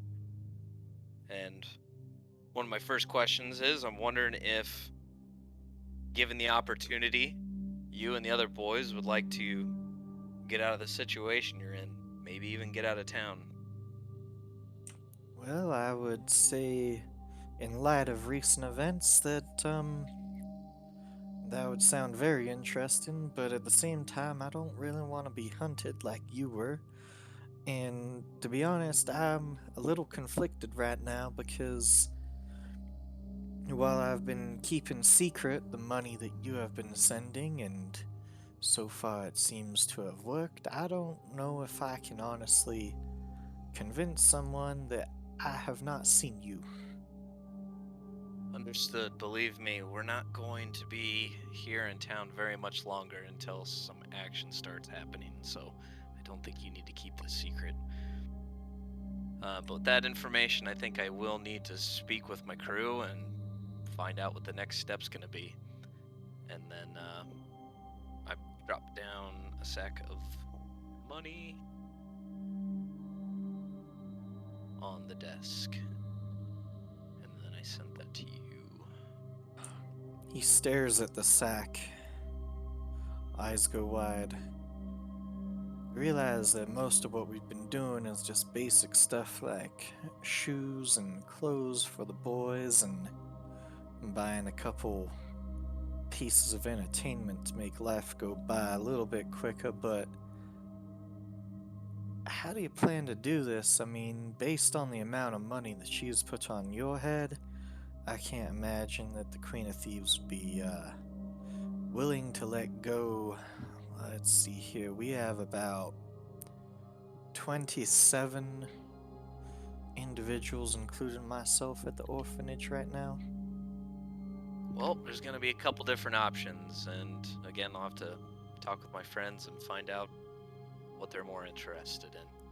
But for now, buy all the shoes you need to buy, get all the clothes you need, make sure everybody's well fed. You know our hiding spot. Make sure this money stays safe. Absolutely. Now let's say in a couple hours somebody comes by and starts asking me about your whereabouts. If you've already had a run-in with Gurch and Fenegrew, it's going to be awfully difficult for me to explain to them that I have not seen you when I have. That's a good point. I don't think you need to hide anything. Again, at this point, something's going to happen within the next day. So feel free to let them know that I was here and that you pretended to be a friendly acquaintance with me. But I didn't really tell you anything important. I see, so I will inform them that yes, I have seen Arvin, but he stopped by and I did not allow you to stay on this premise. Correct, and in fact, if you want to use a little bit of that as a bit of a bribe to let them know that I dropped that off for you guys, you could hand it over if needed. To keep the heat off of you. Understand. Alright, I am tip my cap and head back out to the crew. You stay safe now. I fear that some of the boys that have joined the Queen's Waif have gotten themselves into a little bit of trouble. It's a pretty nasty world out there. Understood. That's why we're doing our best to make some wrongs into rights. So, hang tight. I have a feeling they're gonna come for Arthur and Benny next. Well, let's stop that from happening then. They are the most abled right now. Well, I can't say it enough that it is good to see your face, and it's good to know that you're not dead or worse, whatever that may be. Stay strong. Hold tight. Alright, I'm gonna go out and find out if Kym's still playing checkers. I think they've advanced to chess. Oh, didn't know Kym was a chess player. Is Tyrxine helping him? I have no idea what I'm doing.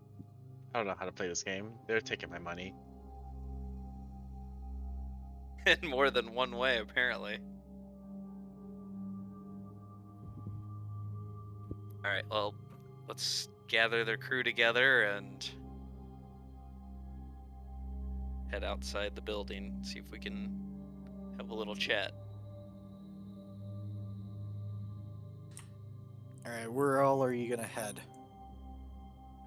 Just somewhere where there's a little bit of privacy. Probably the Obsidian Hunt is your best bet. It's just like an alley nearby. Sure, but I can't guarantee privacy. Yeah. I will do my damnedest to make a perception check. I mean, we can walk all the way back if we want. It's not really a big deal.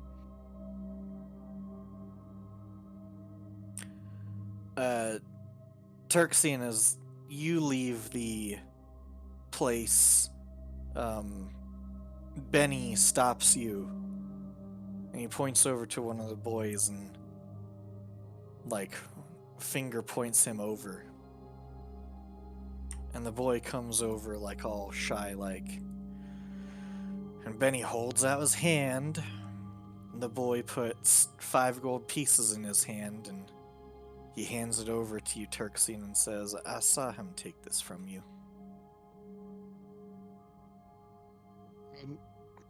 Turksian will reach into his bag and take out another 5 and say, no, my 5 are right here. You must be mistaken.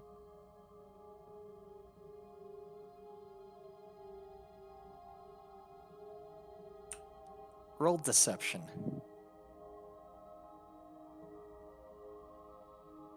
Game, jeez.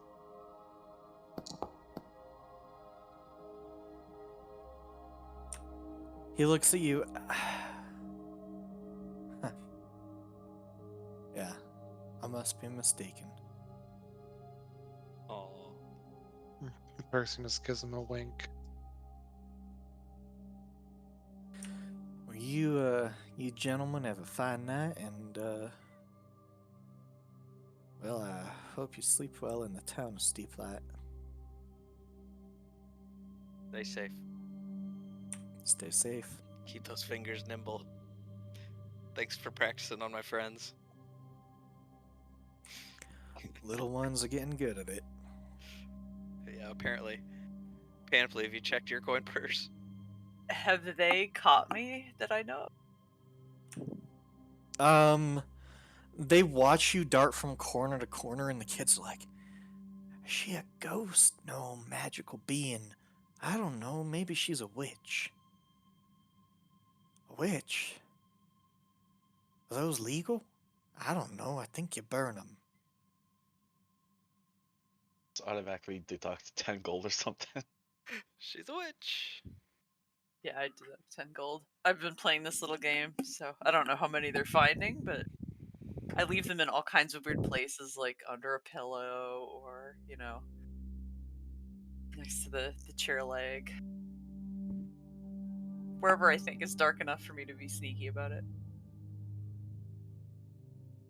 Sorry, in the role-playing chat. You see one of them, like, eventually go over to one of the corners you're in, like, come back out, like, holding a gold coin. He's like, hey, guys, look what I found. Courtesy of Vanagru. That guy's an asshole.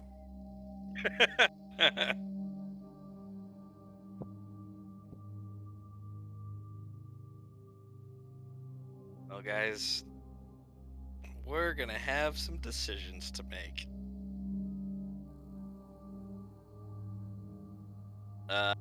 You guys want to talk? Are we heading back to the inn?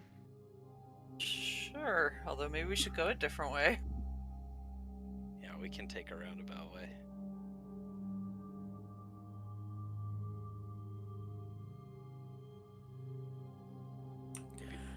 Alright, you all make your way to the Society of the Obsidian Hunt.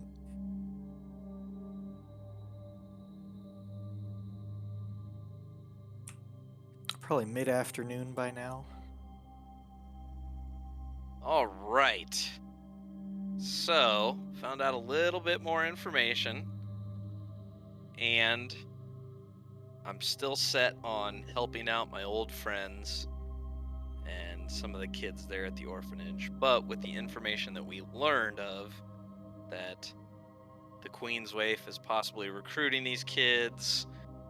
What do they do with them? That we don't know for sure, whether they're just turning them into bandits and having them go out and earn money, or if something more devious is going on and they're taking these kids and, what was it, Tyrexian? Putting their souls into constructs or something. Were there any girls at the unthinkable? orphanage, or were they all boys? They're all boys. You're pretty sure that you've killed 1 or 2 of the boys that were press-ganged into the Queen's Waif? Yeah.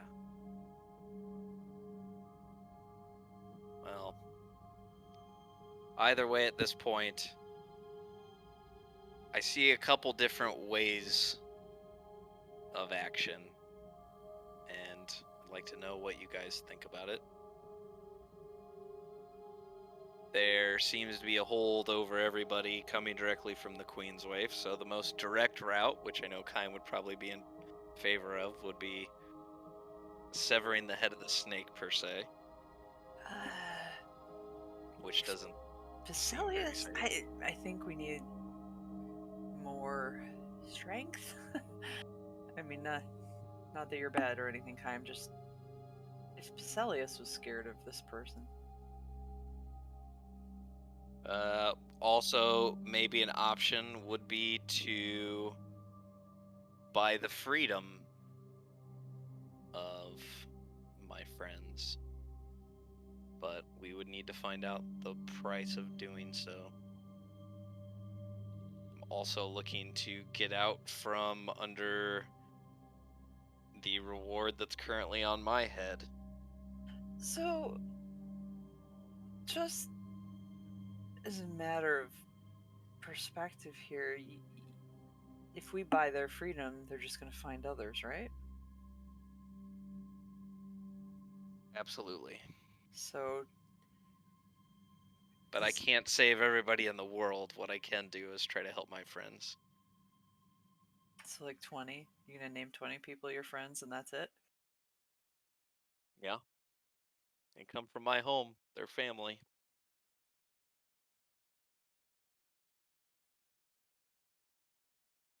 That was my goal when I came down here.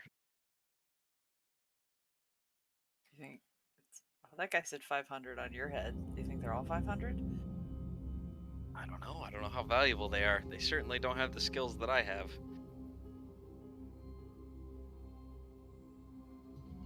So, what was the thing that we did with like leaving a note for someone to pick up and deliver, a message to be delivered? Possibly have some sort of meetup. Kirksian? I think they were going to leave a note and Turkson was going to have Gilfie grab it. Correct. That might be the next plan of action.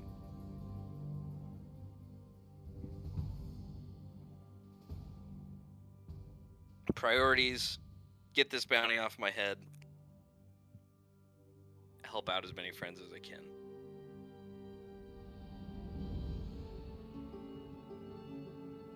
What if we can't do everybody?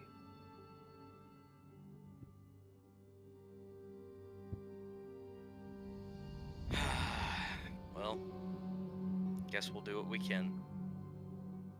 Do we come back later for the others? That's a question I can't answer right now. We have to be realistic about it. Dealing with a person in power, and something is better than nothing.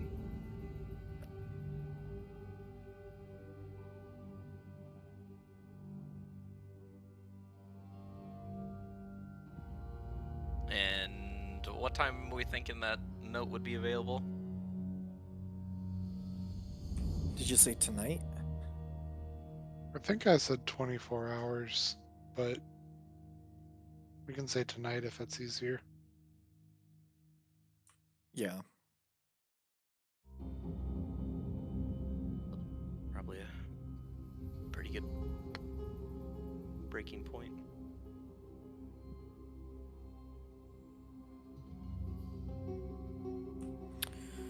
We shall say that you all spend the rest of the night here. Zendu shares more tales with Kime, and eventually Gilfie comes back with a letter.